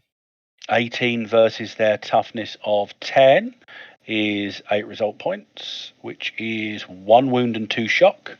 So it's now on 2 wounds and 6 shock. Just so you know, they can take a total of. That can't be right. Why haven't they got shock listed? Because they're never shocked. No, because I mean, if their shock is that, then it must be that. So yeah, they're a little bit, they're a little bit delicate in that one. Yeah, no, your gun, the bullets chew up the left-hand side of the creature's face, and it twitches and then rolls over and sinks down to the swamp water. I'll have to check the errata for that one because they have a spirit of 3, which would give them 3 shock, which doesn't seem like a lot. But hey, has everyone gone? Or is Abraham still got to go? And Theo's still got to go, haven't you? Both of you. I'll wait for Theo in case he can do anything to help me get out of this quagmire.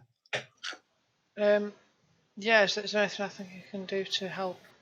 Hey, I did get my card. You did a successful trick. My apologies. Is there anything you can do to help? He can't spend possibilities, but if you've got cards, they can help. I've got a leadership card. Would help. Leadership might help. Nope. Unfortunately, being disconnected is one of the harshest conditions a Storm Knight can find themselves in. Oh well. Yeah. Tough. And Durak's looking okay there, is he? Durak appears to be managing, although the remaining Armicrom in front of him does not appear to be wounded or winded. Okay, and just for because it's amusing, the shooting into combat rules are quite harsh, aren't they? If I remember right, so I'll get my shotgun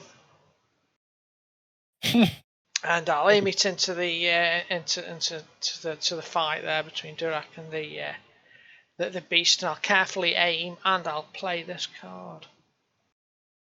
Oh, precision. Anyway. I carefully aim with the shot. How are you playing? I'm playing precision, but I can't. Okay. That's all right. Just it does what it says on the tin, basically.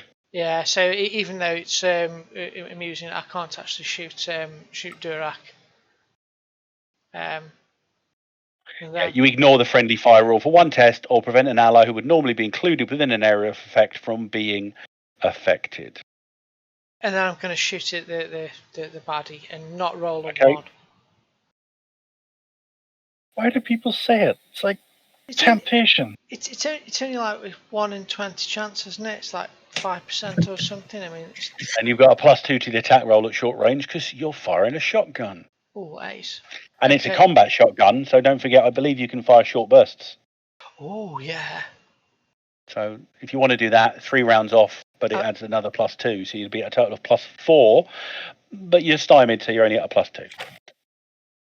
Absolutely, yeah. I might as well. I mean, if I'm going to risk disconnection, I might as well really go for it, hadn't I? Make it worth it. You might as well. Okay, so right, shotgun preacher in action. Here we go. Duck! I'll shout to him as I shoot.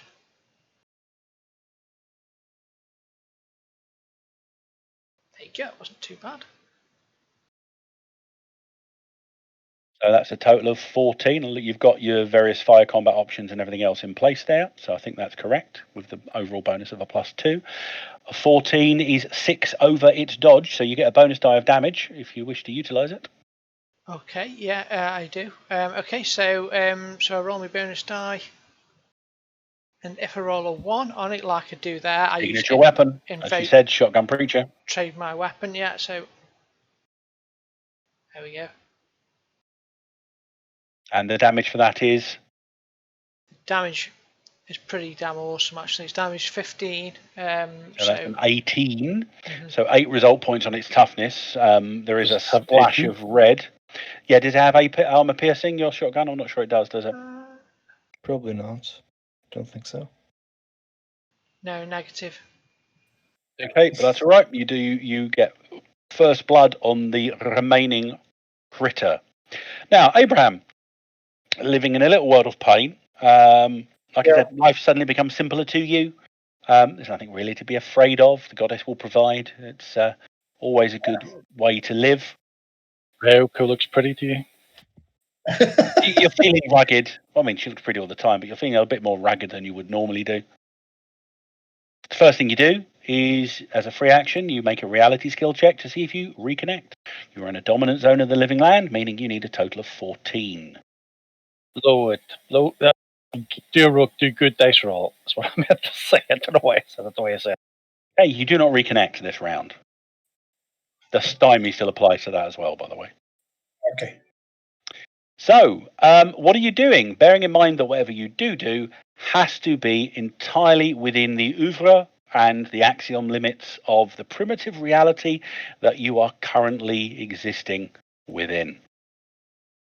Well, as everything fades from view that I'm wearing and holding, Much anything that's outside the axiom limits is strangely unavailable. only things that suddenly become visible to me, sort of thing, that's on me. Yeah, they seem realer. A spear and a more real. That's a better word. Use the right language. Forgot to look at the living land card. So I will. I'm going to attempt to do what does a maneuver do? Essentially, it's an interaction attack, but you can describe what you're doing, but it has to be something physical. So, like tripping an opponent, trying to get a better position on them. That's all the elements of maneuver. Essentially, as an interaction attack, it's just going to make them vulnerable or stymied, or players' calls. If you get creative, you can describe exactly what happens. The game statistic of exactly what happens can be up to and including what we call disfavored, which means you put them in a state where their next reroll is cancelled. Right. I will attempt. So I'll get my spear out, and I'm going to do it almost like a bit of a pulver thing. So I'm going to try and jam it, stab down into it, but not into it, just underneath it, then over. So as I'm doing, I'm hoping to roll the beast over. Using the momentum of the spear. Yeah, and you're going to end up. I mean, you got the movement. You're going to end up on the other side of the creature as well. So whatever happens, you'll end up on the other side. But see what happens. Or in its its maneuver defense is 9.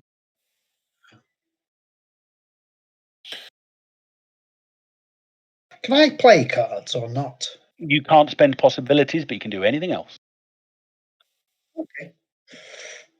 Oh, 12. I'll. No, I've only got second chance as my card. I'll put that in my pool. Well, it's a successful maneuver. So I'll stick with that, and so I'll just make it. So you put it off balance. Do you want to make it? It's already very stymied. So you're making it vulnerable. So you didn't get at least 5. You just got a 1 success. So it's vulnerable. Hero's first card, please, John. Hero's card first. And you get your monologue card. Well, you got a monologue. Sacrifice your turn to make. I don't think I can make a speech in my current. But see what it does. Oh, you've still got all your language skills. You're just a lot more primitive at the moment. And for round 4, there's something about you. No. This is Theo's card. Oh, If you have charisma 8+, any test you attempt this round is favoured. that's cool. Means you can elect to roll a second time and take the better result. Oh. If the second one. Well, Villains go first. Nice. As always. Every time there's been villain first, villain first, villain first, but they are stymied. I think someone didn't mix the cards up correctly. That's all I'm It's saying. a random. It doesn't matter. It's a random table. So he's stymied. He's already very stymied. So he is going to. It's not been long enough to get his breath weapon back yet. He's going to try a tail strike on Durak.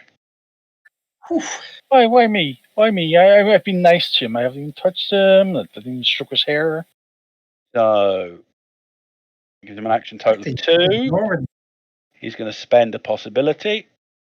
So he gets his reroll. He's doing a 15 reroll. Goes to a 17. That gives him a 32. That's a bonus of 10. So unarmed combat of 10, 15. 22. That's an 18 versus your defense. I said at 15. Well, no, it's not. It's 14. No, it's 14. It's not toughness. I'm talking about the actual melee unarmed combat skill. So it's 11 plus the shield, which is 14. 3, that's 14. So it still hits you, but not enough to get bonus damage. So lucky for you. So that is 11 versus your toughness. What is your toughness? Toughness is currently 18. No, 11? no, it's 15 because I'm not. The way this game works is weird. Okay. Yep. 15 versus an 11. It's not enough to wipe it out completely, so you take a shock as its tail batters you. However, we're then going to see if the result of its maneuver does anything. So that same bonus number of a 10, well, a 6 because it's very stymied, onto its maneuver gives you a maneuver of 15. What's your maneuver defense? I don't have maneuver in my defenses. Why Then not? Which is your maneuver skill, then, if you've got my one. maneuver skill. Dex if you haven't. My maneuver skill is 10. That is going to make you very stymied on your go. As its tail bashes and you completely lose your footing. It takes all your attention to prevent yourself from falling face first into the muck, but you don't, but you're very much off balance this round. Okay, heroes goes. Proved actions, maneuver and taunt.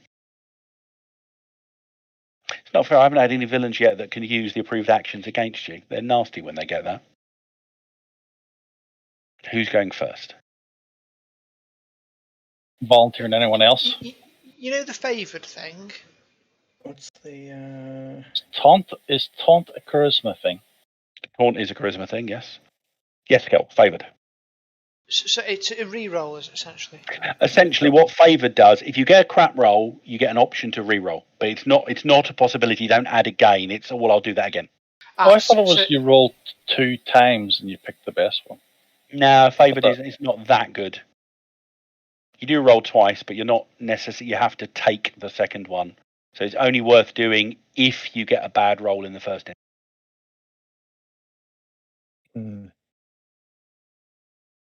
I misunderstood it then. I'll shoot him then, because that was fun last time. I guess I could try and maneuver, but I'm not sure.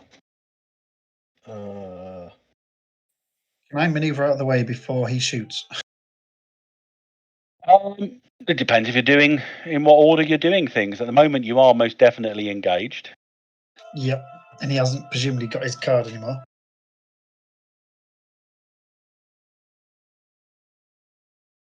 Okay, I'm going to move a little bit closer to that thing, and then I'm going to take out one of those weird little ropey things I had, and just try to throw it around the snout of the thing, because I know that it's pretty easy to shut someone's.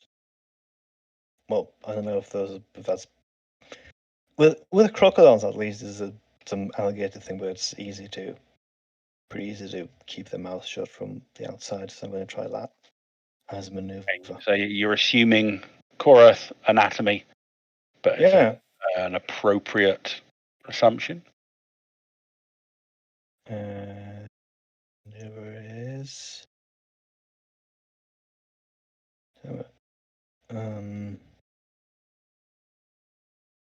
3. So that's.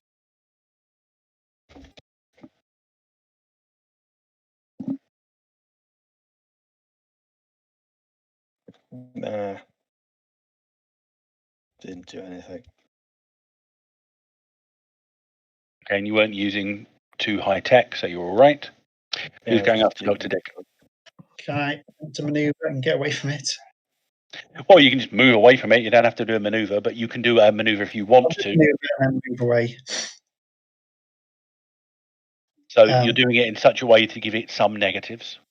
Yeah, so I'm probably, because it's watery around, so I'm trying to probably splash around. So I'm going to whip my spear down around its head. Yeah. Just attempt to disorientate it and then sort of like leap away. Right, you're no longer vulnerable or stymied from last round because you've had your go. Oh, do I do my reality skill Oh, first? you do that first, yeah. Roll 1d20 for your reality, or just roll your reality skill. Yep, you're still disconnected. God damn it. Slightly better. 2 more turns and I'll be there. Oh, son of a... Whatever it was you were doing, you fail. As a setback, you trip in place. So you are unable to maneuver it, and you also have not put any space between you and it. Who's going after Abram, who's rolling very badly. Basically, what you did, you should put your head in front of inside his jaws, and you're about to get eaten. Working under the premise that if you try and do something negative, it might turn path. Ryoko, do you want to actually save them from their own incompetence? And Really don't know. Can I make it into melee range? Yeah, you can. Again, you've got like decks of 8 or 9 or something, so you can move 9 squares. Yeah, because you said it's the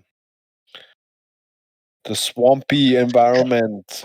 More bodies in around the thing, so Dr. Theo's less likely to hit me You're when he's whacking it with your sword this time, so you've pulled out your katana. Electricity arcing dangerously versus the damp environment. Just did 14. 14 hits with an unarmed combat defense of 12. So it's not enough to do a bonus die. Okay, what's needed for the bonus die? 5 more, so you'd need a 17. Okay, well, I use it possibility. Just action card will also do the same thing. I think that adds +3. Yeah, that's true. But if you don't have one, then you haven't got it. Okay, so you're currently on an 11. Roll the dice. Add that to an 11.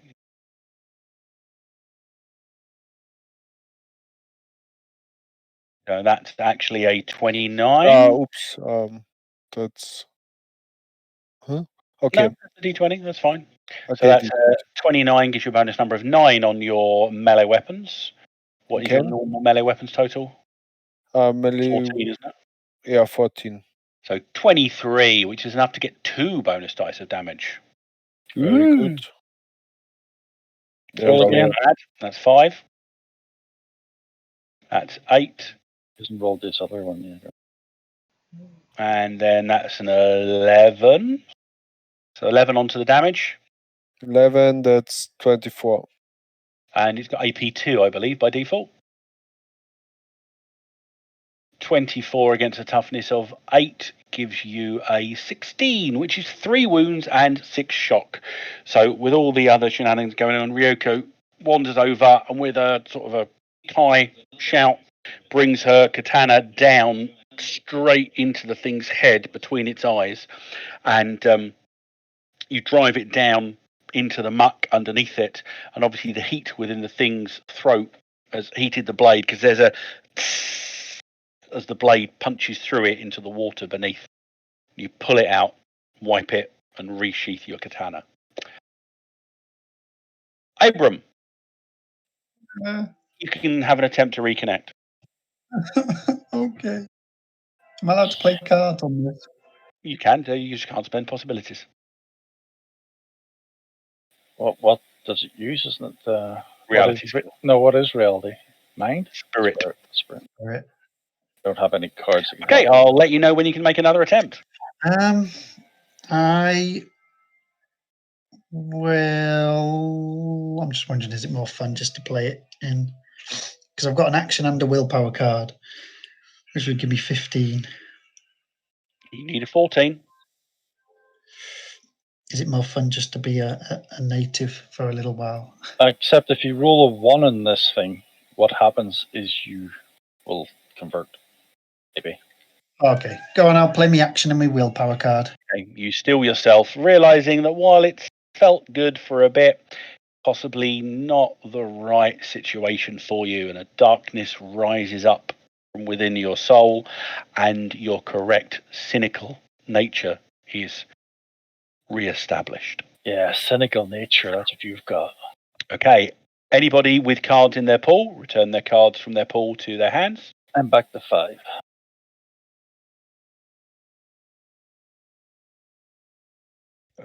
Done. I only have 4 now. That's all right. Having less is not a problem. Well, at least I All didn't right. shoot Durak. You didn't shoot Durac. So, Spencer gathers you to a safe distance away from the swamp, and essentially goes through the process of showing you how to convert your turtle shells into shields. As I said, they act as medium shields. They are very heavy, a lot heavier than even Durac's shield. And as a result, they cause fatigue +1, which means if you get a fatigue result while wielding the shield, you take 3 shock. Damn. And That's on top of. That would be on Guess what top the of your next armor. will That's have on terrible. it. fatigue. I don't think I'll be carrying my shield. Be using my shield, not it's that shield.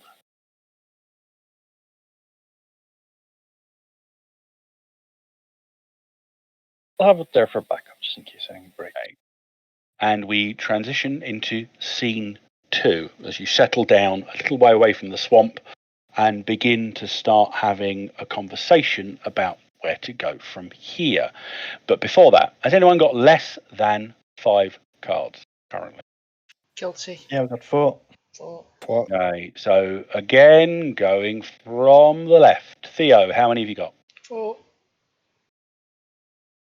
Have Ooh, supporter. I like supporter. Ryoko, how many cards do you have? 4. Have glory. You with that glory card. Dr. Dick, how many cards you got? Oh, sorry, I thought you gave that one to me. Never mind. 4.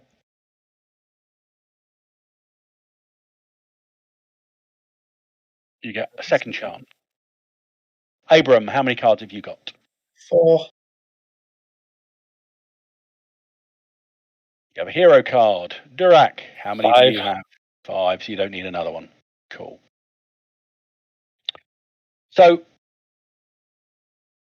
once you've acquired your turtle shields, and you've gone a distance away from the swamp, heading towards the mountains, Spencer chooses a point which seems safe. Says it would be a good place to sit down for camp. We need to think of the next way we're going. The volcano's about 60 clicks away, so it'll take us 2 days to get there if we're quick. But it's time for a lesson. I used to be a professor, so pardon the lecture. Okay, the Parian fire tamers. Think ancient Rome. They're draconian and efficient. They worship the volcano, which is called Tanta Kellar. But they call the god itself Karuk. At least when things are good, they do. If it's erupting or causing problems, it becomes Darok. When that happens, they chuck captives into it until it becomes Karuk again. Karuk good, Darok bad. Okay? No, they're people. Slightly darker skin, but people. Mildly racist. The volcano's everything. Their slaves constantly build walls to channel and protect against the lava flows, and build new buildings for the city and homes for the upper caste. The sparks that you guys need to open the Ohibi portal, where it will take you home, are created through some kind of spiritual process. I don't know what. They're used by certain high ranking guards, usually found at the temple on the top of the volcano. So that's where we'll have to go. Now, out here in the boonies, and at this point he's drawing a rough map in the dirt, are the farms. Okay, the volcanic area, the soil's rich, and the crops grow fast. So the merchants haul the goods from out here into the inner city, and he points towards where the inner settlements are. The Pyrean military used to gather slaves themselves, but recently started using the Serpentors, the ones who've taken Cathy and Wes. Now, it seems to me we have three ways to get to the volcano. We can take advantage of the produce caravans, slip in with the slavers somehow, or try our hand at sneaking past everyone. I don't recommend the latter, but you're the heroes. I'll follow your lead, at least until I figure out where my kids are. That's my only priority. But I'm open to any other suggestions about any plans that you all have got. Right. Could I disguise myself as a farmer or the other one? I think the stealthy one sounds like the best option. What do you reckon? What about the produce caravans? Could we hide in them? That's the idea.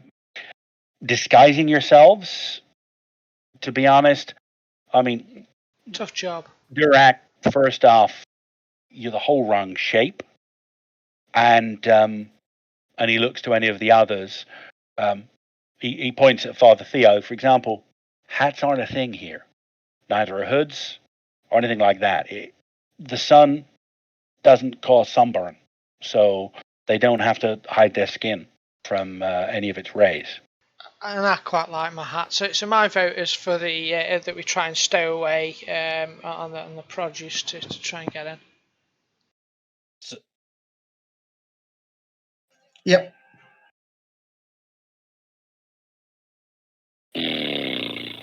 What do you Okay. think, Mr. Dick and Miss? I don't know. Unless we can like somehow blend in by not wearing anything, I don't think we're gonna know where we're gonna go. So how are we going to get ourselves into a food cart? You just Who's played going off to be the into person? mumbles on purpose then. Who's going to be the person to be inside all these plants? I don't think all five of us can sit hide in one wagon. Well, hopefully we can find multiple wagons.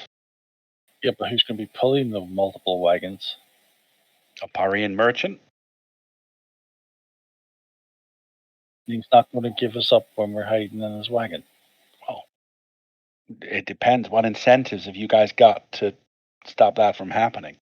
I mean, a nice smile might work, but things might also work.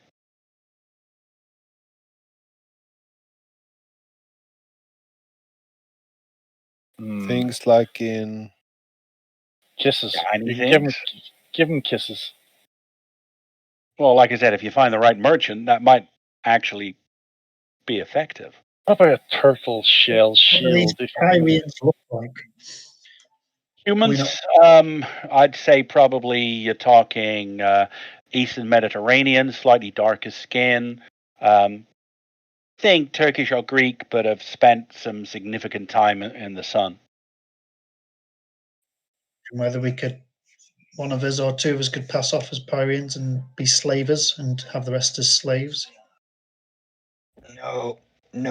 I don't think from our pictures any of us are look tanned, and I can't take my armor off.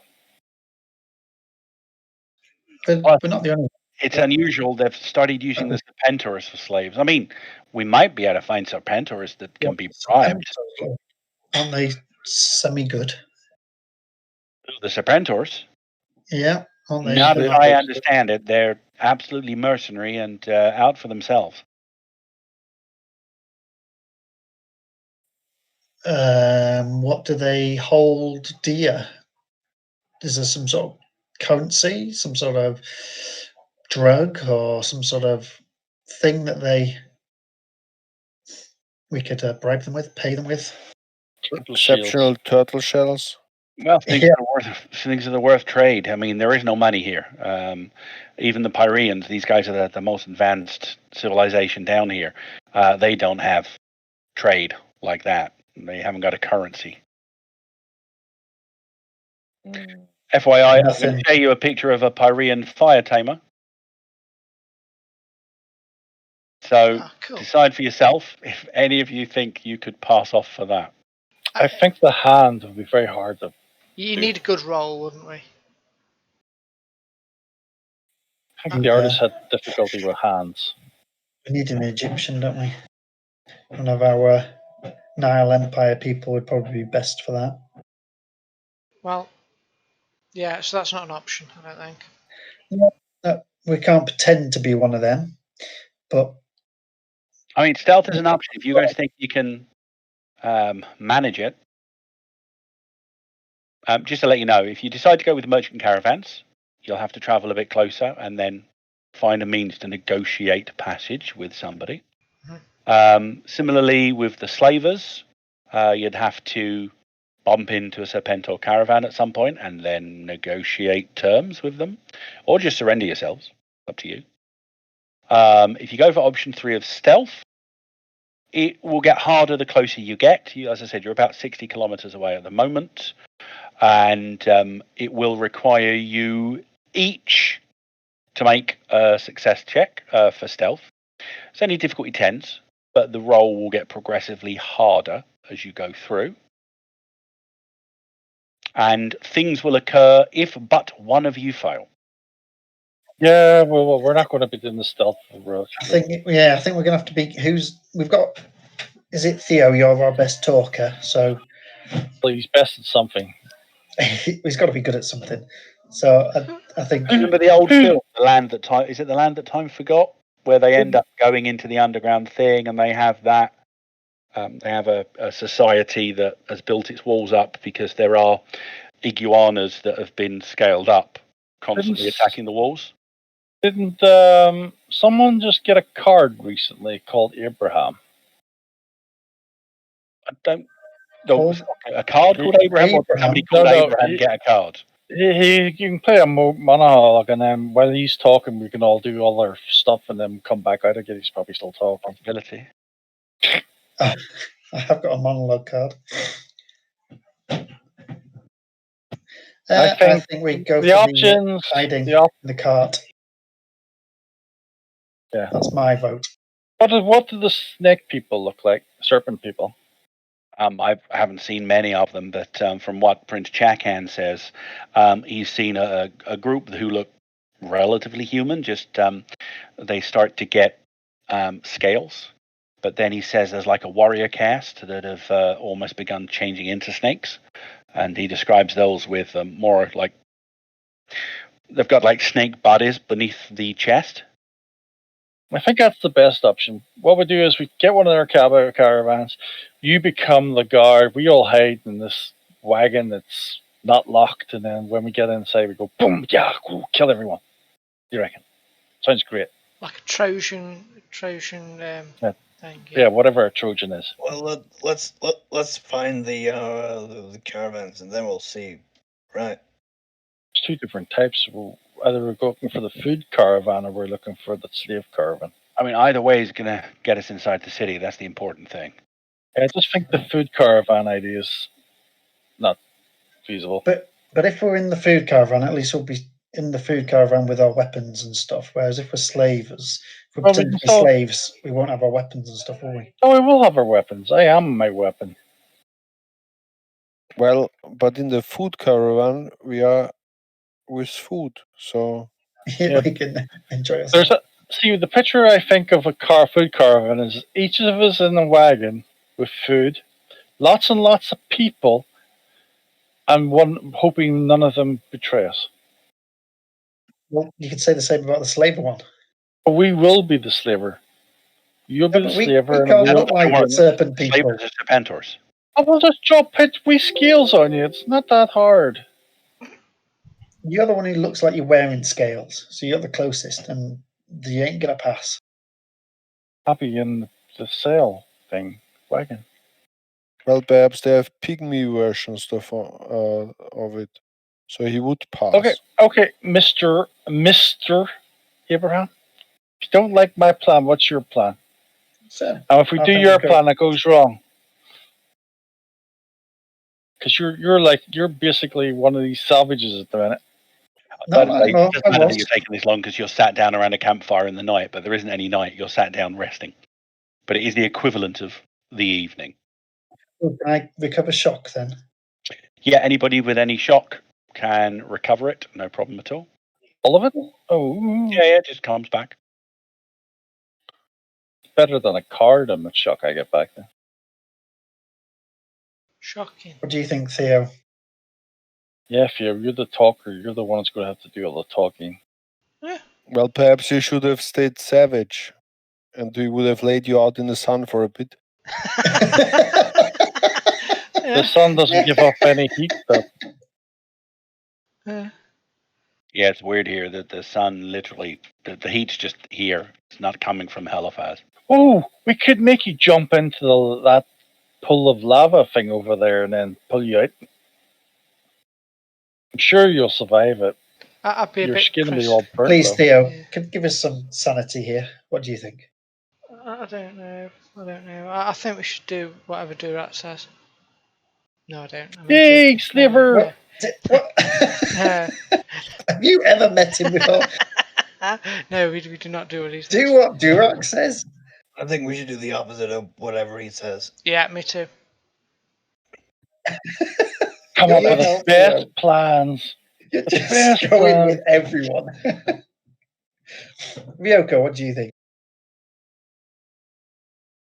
I'm not sure. I don't see us in a stealthy approach. No. I think it's best hiding as one of the two things, but Yeah, we all said no to stealthing because it gets more difficult. So no. So the caravans, how isolated are they, or whatever? Well, there'll be pints on the road because they travel regularly, sort of a round robin fashion, between the farms where they pick up the goods and then the cities where they drop stuff off. So there'll be pints on the road where they're isolated, 2 or 3 at once. Hey, what don't we just like bribe a merchant to like have us hide in the? That might work. I mean, Sounds these good. guys, they're like a burgeoning middle class.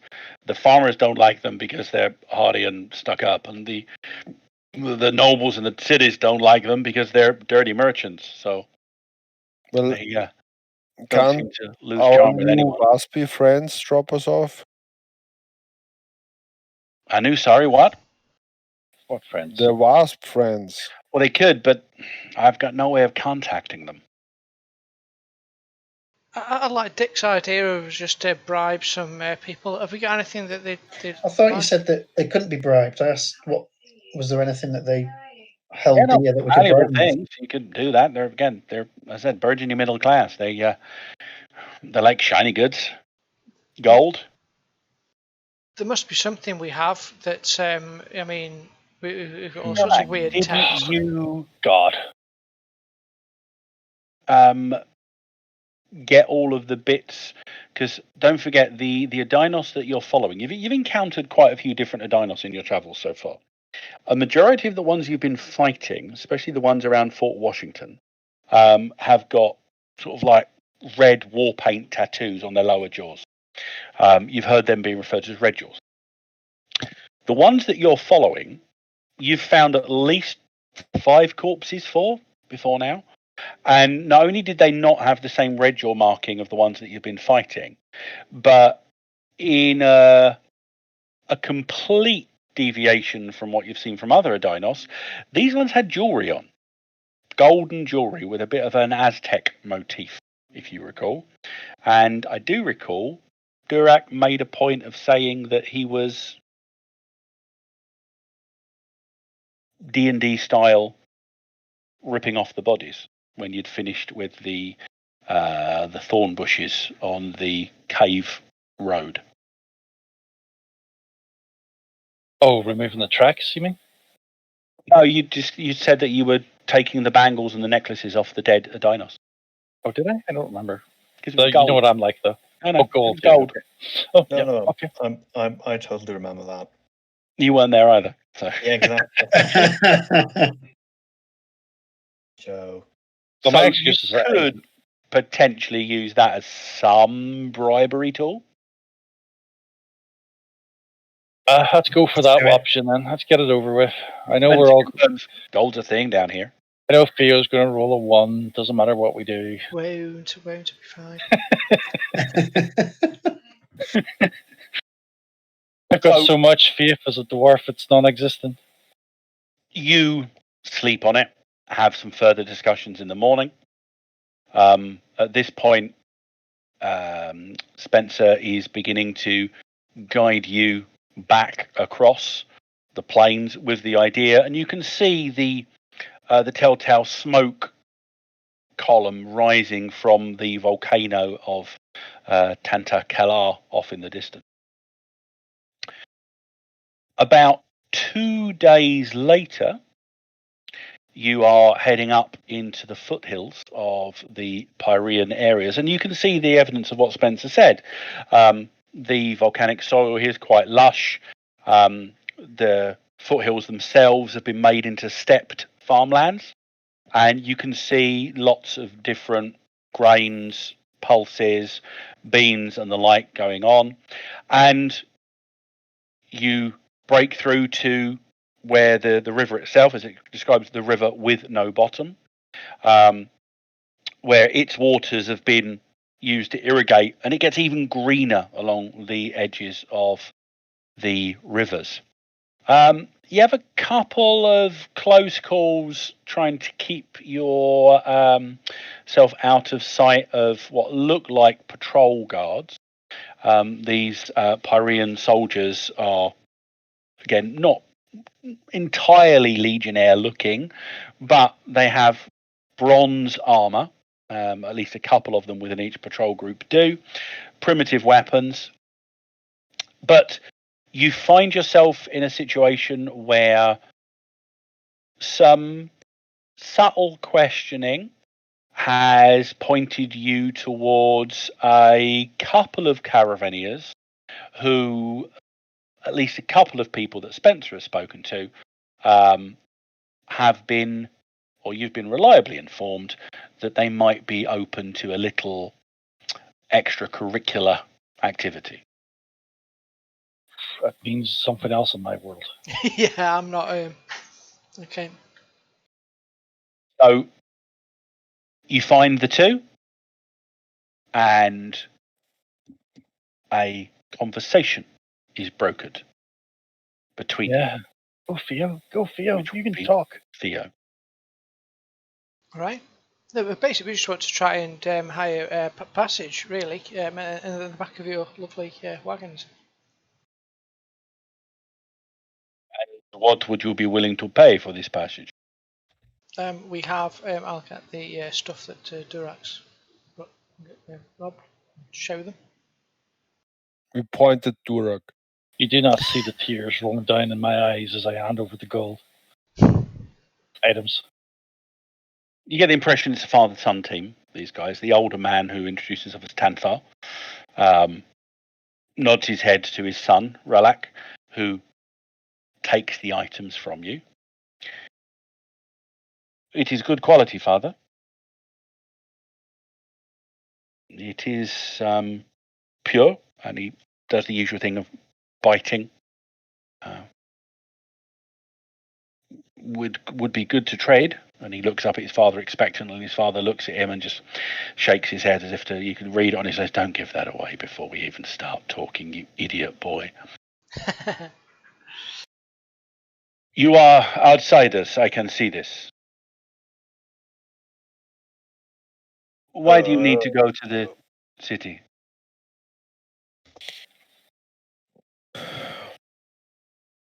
Well, must be none of your concern. We are we're very interested. We're not from this place, and we feel that it's quite magnificent, and the volcano and everything now is quite a spectacle. We'd like to see it for ourselves. I'm not supposed to lie. I'm a priest. We kind of do want to. No, it is true. Karuk is a magnificent sight. The city built around Tantakala is likewise as magnificent. I can understand how strangers would come to our lands to revel in the glories of our great society. At this point, Skellen, you need to make an appropriate charisma-based roll. It's up to you exactly what you're rolling, but it's going to be along the lines of persuasion if you have nothing else. Intimidate. Oh! I'll spend a possibility, I think. Yep. You can use cards as well at this point. You're It not in wasn't a combat. 1, I suppose. It wasn't. So you can use cards. Other people can trade cards to you if 10 you want. to 12. You could even choose to play for the critical moment if you wanted to, and just use all the cards from your hand into your pool and use them all in one. Actually, there's no point. You only do that in combat. You don't have to do it outside of combat. That's currently a 12. Well, I cannot help you. I can.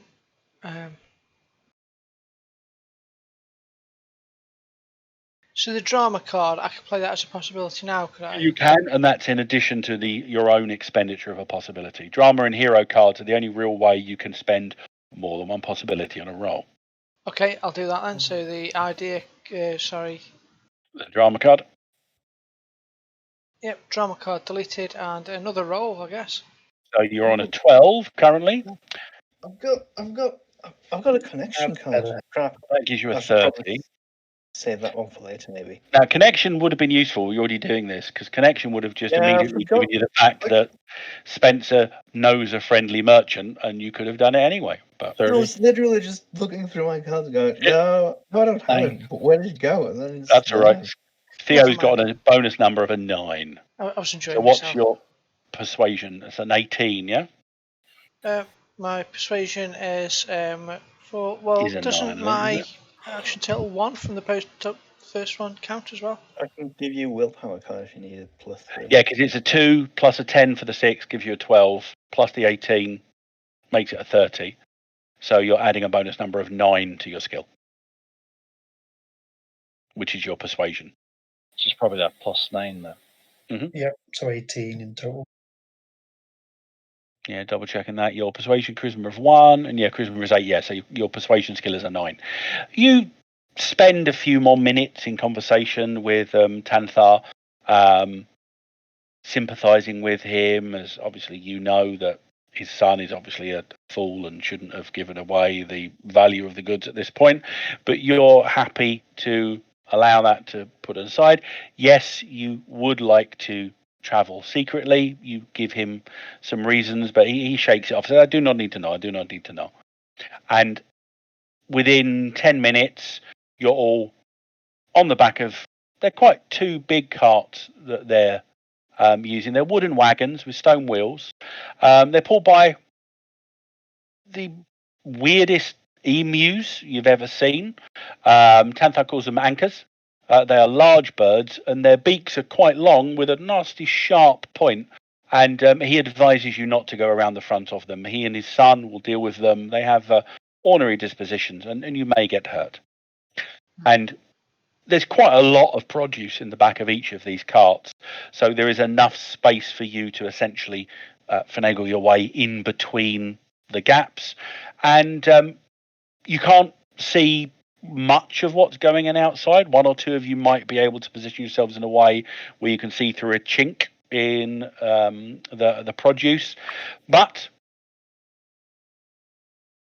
you are ensconced secretly, and the carts begin to move off. Yay. The volcanic city of the Fire Tamers is a wonder to behold. The core of the settlement, which you see various times as you approach, is a circle of increasingly impressive homes and buildings, winding its way up the steep slope of a conical volcano. Think Minas Tirith, but it goes all the way around, and there's lava everywhere. Sluices of molten lava run down the streets through carefully crafted canals, where, as you watch, beleaguered slaves constantly scrape it using bronze tools into walls that encircle the lower reaches of the city. Numerous newer buildings spread outward from the bottom of the volcano, as well as some craft with molten rock pushed or sluiced at great peril by a never-ending population of slaves. You arrive, however, and are backed into the equivalent of a warehouse that Tanthar and Relak know. They offload you, bid you good day, and then evacuate the warehouse. You are currently in the outer echelons of the lower regions of the city. Spencer looks satisfied. Well, we've got here this far. Now we need to get up. And he points out of a window in the warehouse up the slope towards where you can see at the very top of this conical shaped city, smoke is rising from the volcano. I mean, that's where you guys will get your the power stones. Are you going to be grabbing your kids then? Because We've got to find them as well.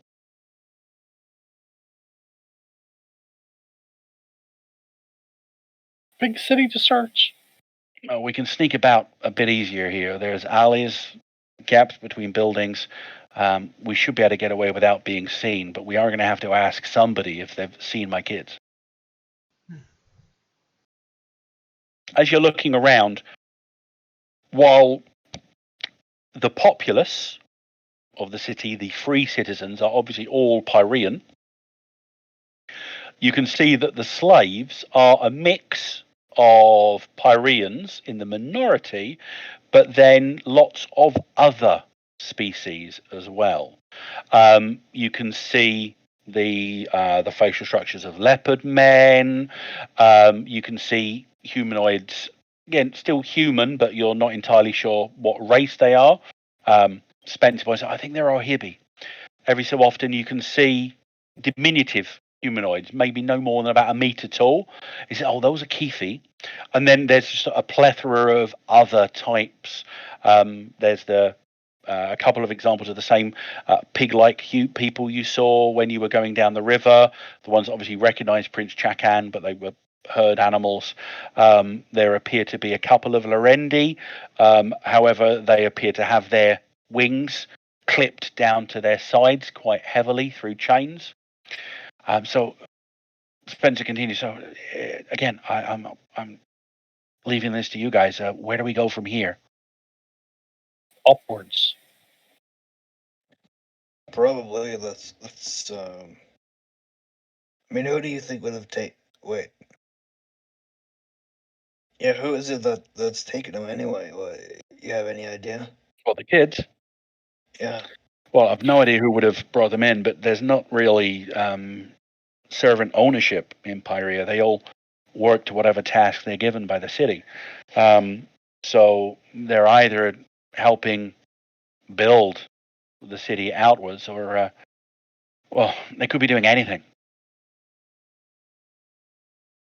Well, the best way is to go up, get the crystals, and then work our way downwards and downwards and downwards and downwards until we find them somewhere.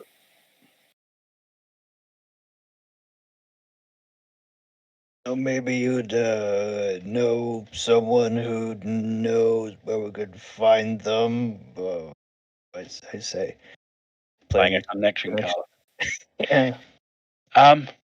Or we can ask. Let's. Derek's idea was okay. Let's see if we can make our way to the top. If I spot anyone that might help on the way, I'll let you know, and we'll see what we can do from there. Okay. Hey, can just to begin with, everybody give me a stealth check as you're beginning to first move out of the warehouse. Yeah, we can do stealth checks. Passing them is a different thing.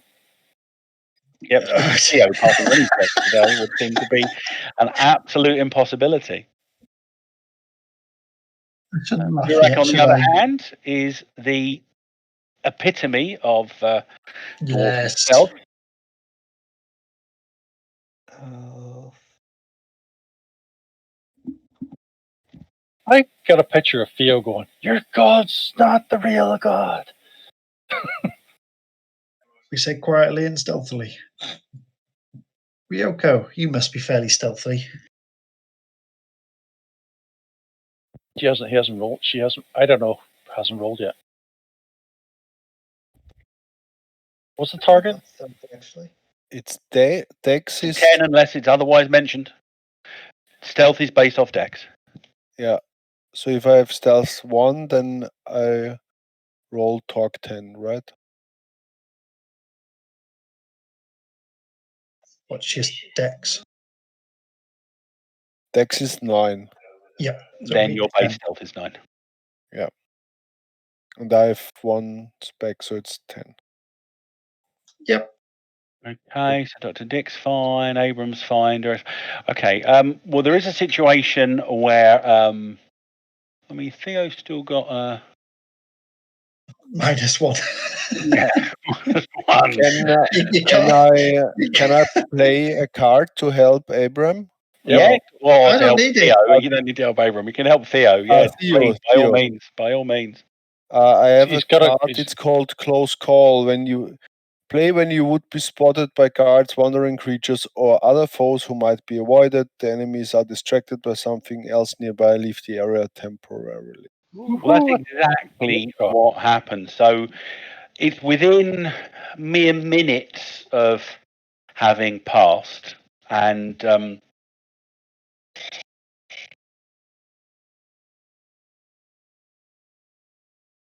you're all dutifully sneaking away through the alleyways, avoiding notice, until at one point, Ryoko, you turn around that, well, Theo's not there.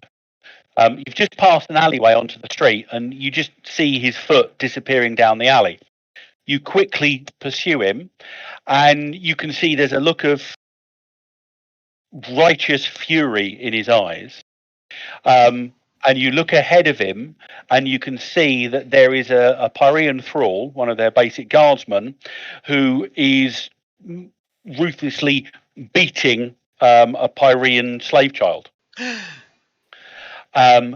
Obviously, this is what broke Theo out of his subterfuge situation. And as you reach up and you lay your hands on his shoulders to basically to tell him no, and ahead of you, around the corner, you hear what can only be the sound of possibly, I don't know, cracking stone, followed by some high-pitched screams and the searing sound of lava on flesh. And the guard stops beating what you actually thought was a child, but now that you note, you can see it's actually an old woman, no more than about a foot high. She looks up at the two of you, looking quite strange in this environment, considering one of you is a electric armored samurai and the other one is a priest bedecked in cyber gear. And her eyes widen. She looks around at the fact that the guards around her are briefly distracted, and scurries down the alleyway towards you both. Okay, if the guards haven't seen us then, because it's a close call, we could retreat into the alley and let her join us. She Yeah. does. She looks up at you in wide-eyed wonder, and then, as the classics of stories, as you reach to the rest of your group, she looks up in, again, shocked amazement as she sees Spencer, and she subduedly cries out, "Spencer!" and charges over to the much taller human and embraces him around the legs. And Spencer His goes, daughter. "Lindy, how on earth are you here?"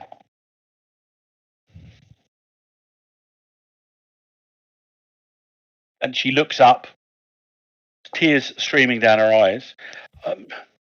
The Serpentas raided our village 4 days ago. Most of us got away, but and she gestures down. You can see she's got a bit of a bad club foot. I've never been able to run quickly, and me and some others were brought here. What brings you here, Spencer? He regales her with the tale of the fact that Wesley and Kathy have been kidnapped, and she listens and nods. I did not know that they were your children, but I did see ones meeting that description maybe 2 days ago. But they were moved, and she gestures to the top of the pyramid. They were moved there to aid the Parians' great work.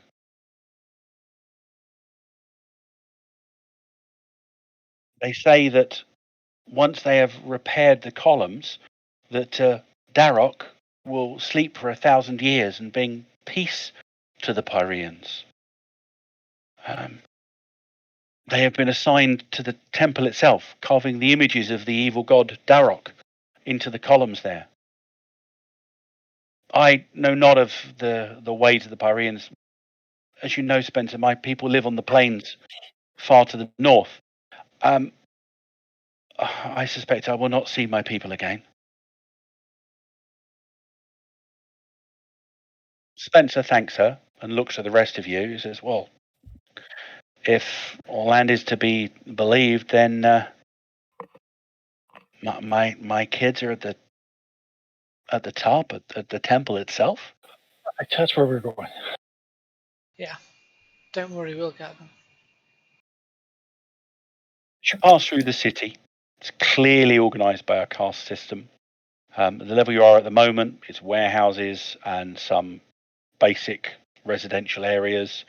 As you head up through the buildings, which are all made out of this black basalt-like carved rock. The roofs of the buildings are all shingled with bronze plates, which made the city gleam from afar. But this close up, you can see that all the light of the city is actually radiating up and out, and it's almost like a sort of an old Warner Brothers or 20th Century Fox style spotlight going up out of the city at points, and the smoke from the volcano is lit from below. The streets are steeply angled as they wind around the sheer slope. From the roads, you pass stairs and ladders that lead to individual homes and shops. As you near the top, you make your way onto two tremendous staircases carved from the natural rock, which scale opposite sides of the volcano. So you're going up on one side. So you're sneaking around those bits, which meet at the top near the main palace. You can see that there is, again, wondrous technology for these people.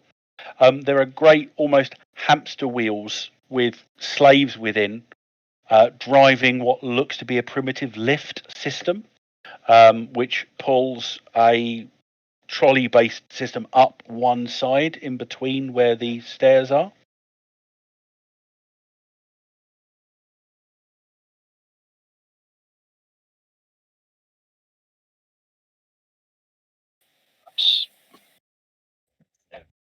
Not bad. I don't know. Yeah, maybe we're going to get up a ramp. Oh, sorry, a lift. Without You getting can arrested. see that beyond the palace, the roads continue further up to the top, and you can just about make out some evidence of the temple ahead of you. So Spencer looks towards you and says, well, how are we getting up there?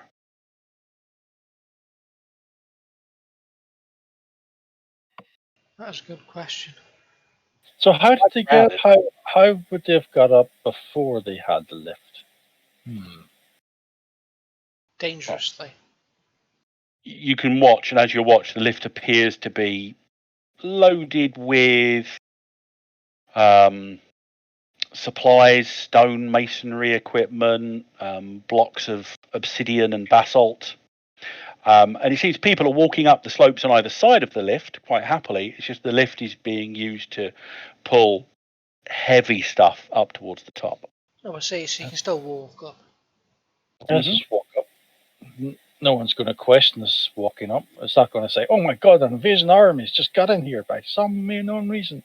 Give it another stealth check. It's relatively easy though, as there appears to be quite a lot of foot traffic here. Yay! Throw Yay! a sack over Theo first. I didn't roll awful. I rolled the same as you. Oh, Orlandi is sticking with you at this point.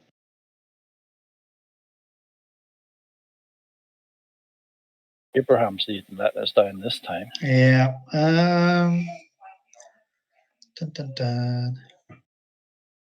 You can see a significant number of slaves in this area of the city as well. A much higher percentage than you've seen elsewhere, in fact. All of them appear to be involved in one way, shape, or form in either bringing supplies to or working with those supplies at whatever the task is at the temple proper.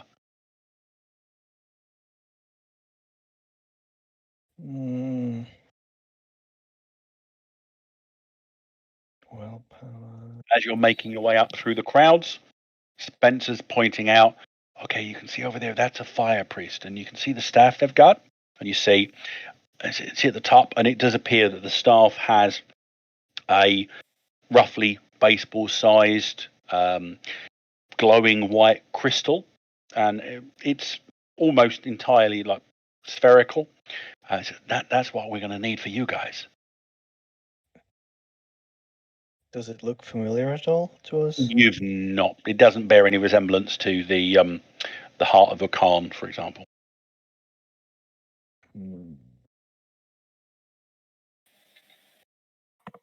What was the target number for this check? 10.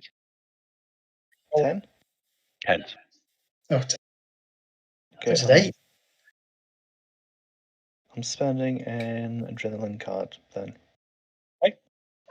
You manage to inveigle your way into the crowd, and it is at this point there are lots of slaves, there are lots of Pyreans. There are also at this level of the temple seemingly free folk of other races as well.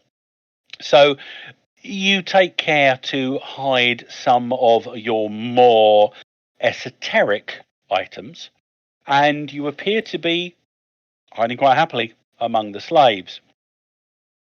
You make your way past the palace. The flow of people continues, and you begin to reach the top of the volcano.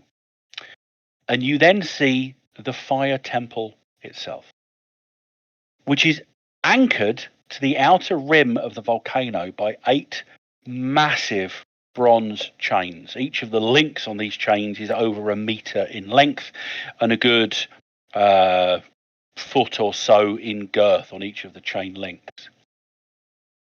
From here, you're off to one side looking over the rim, so you're not near any egress onto the temple just yet.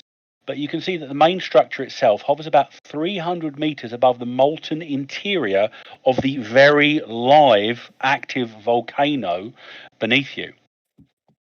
The temple itself sits on a thin platform made from solidified ash, which appears to be reasonably strong and very light. It's round and about 20 meters in diameter. 8 chains secure it to the volcano's rim, and 4 crude metal bridges run from the rim to the temple, all blisteringly hot.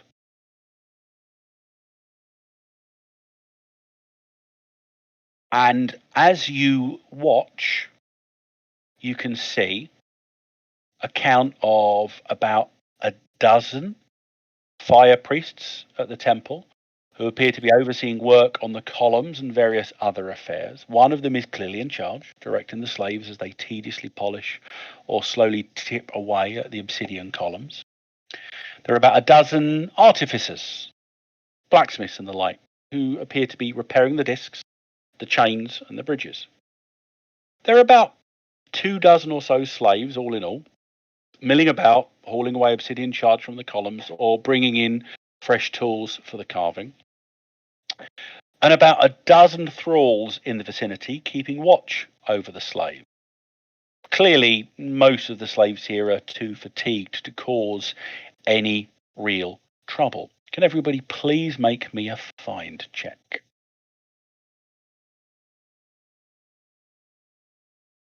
You're not going to disconnect on a phone, don't worry. Unless you had cyber eyes. But you don't. We roll ones today. No cyber eyes. I've definitely got normal eyes. Okay.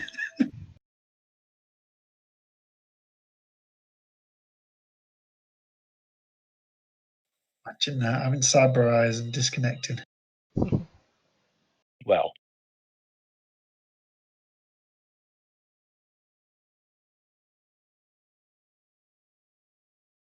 I just get rid of the tokens on this, get rid of that one, get rid of that one. Worship Down song came into my head. Instead of bright eyes, it was blind eyes.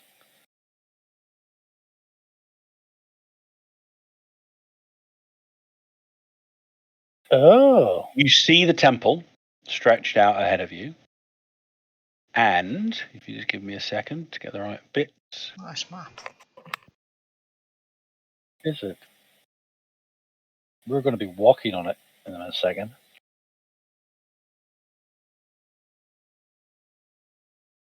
Graphically, it's nice. Quite a lot of tokens. Physically, worry.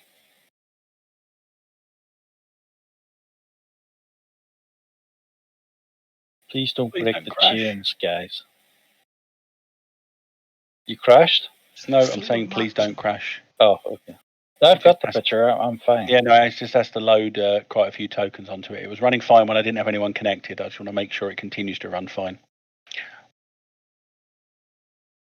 And it's doing the usual transfer the tokens onto the combat tracker. Just chatting away. I mouse over the tokens and nothing shows up at the minute. They look grey or black I or don't something. think tokens. Are they not tokens? Them 5 things on the screen. No. No, they're the obsidian pillars. Wait for it. I've just told them to make Oh, them. okay. Well, I thought they were tokens because I swear one of them was a man holding his hands up in the air. Zooms in and it isn't. Ooh, wow! Hello. Yep. I don't think there's enough enemies here. Let's just charge in then. Cut the chains and let them all fall. Yeah, but we have to find the wee kids in here. We have to get the crystals. I reckon the crystals are the kids.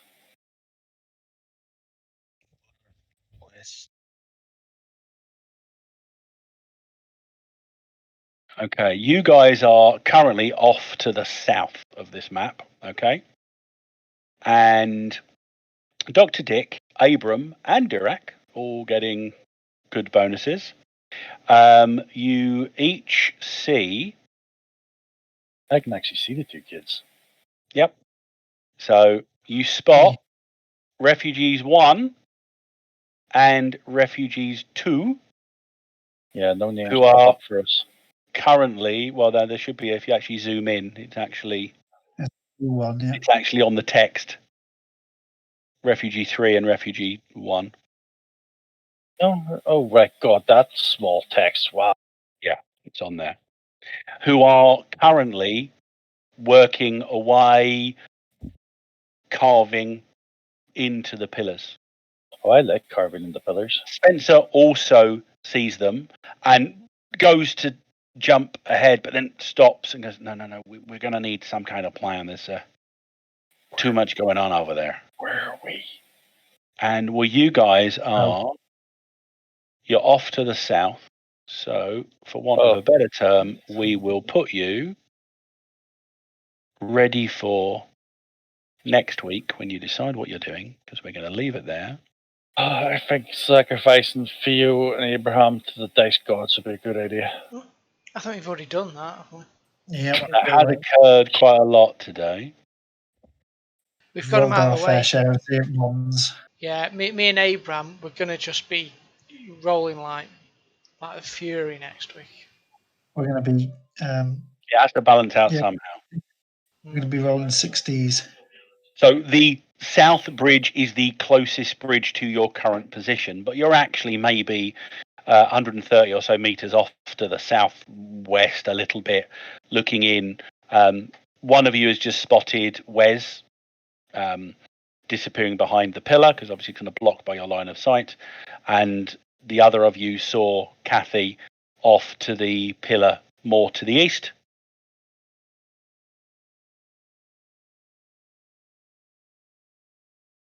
And actually was very confusing. So what is the plan? Hoping we get dramatic events sometime soon, but apart from that, no ideas yet. I mean, Dramatic skill resolutions.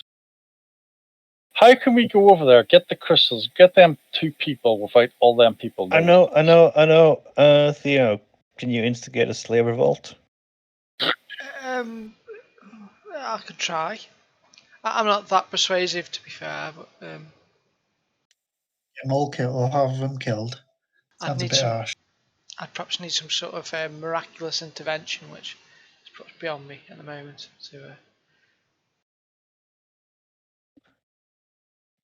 Just so you know, the ones that are marked as, if you zoom in and look for, it looks like primitive warrior on the card. Yeah. Those are Pyrean fire priests. Those are the ones who are each armed with staves with the orbs that you're looking for on the top. As you stand watching, I bring your attention, there is in between the 2 most southerly obsidian columns, there is an official looking female who is ordering people around.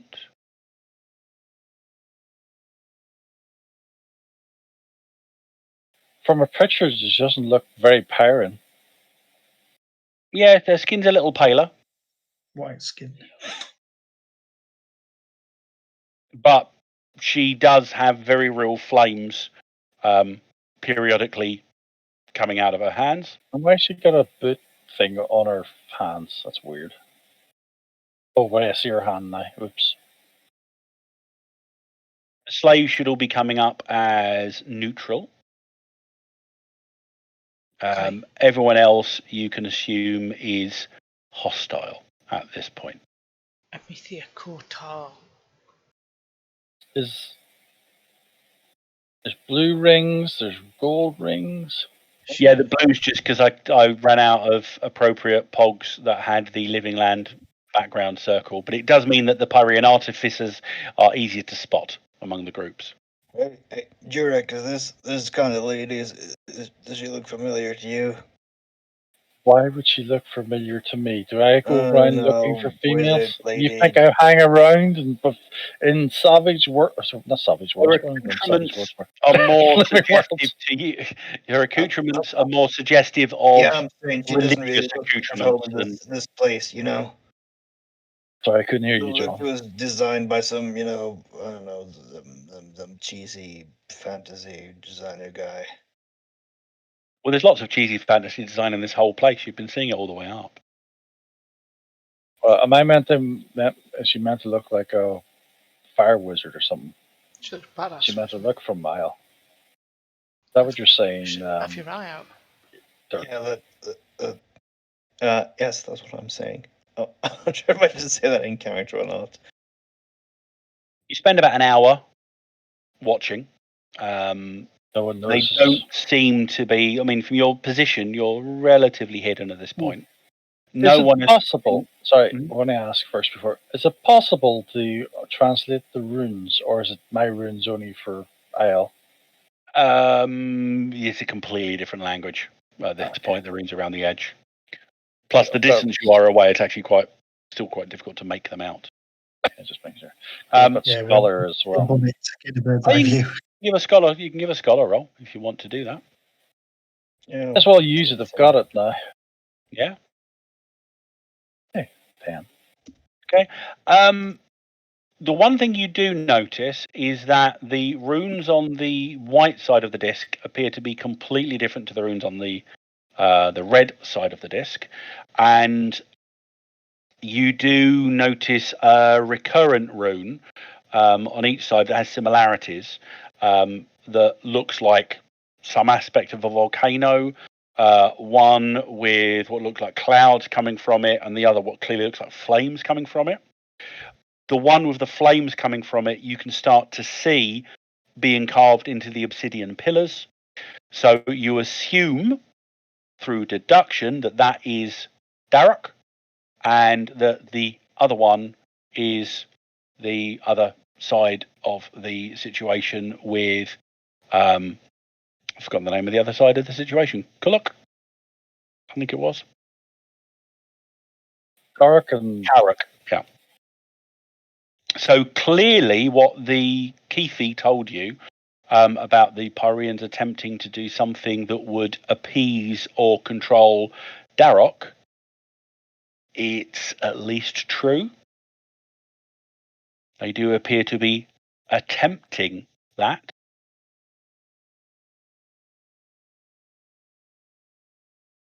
And in the absence of any other planning, we'll actually leave this evening with, just as you were about to decide what to do to move,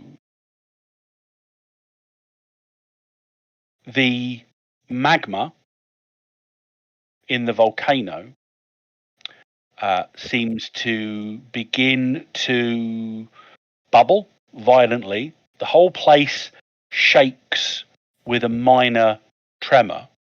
And you can see everybody on the disc freezing, and some people appear to be on the verge of panic, as if is this the eruption that's going to destroy Pyrea or Meretica itself?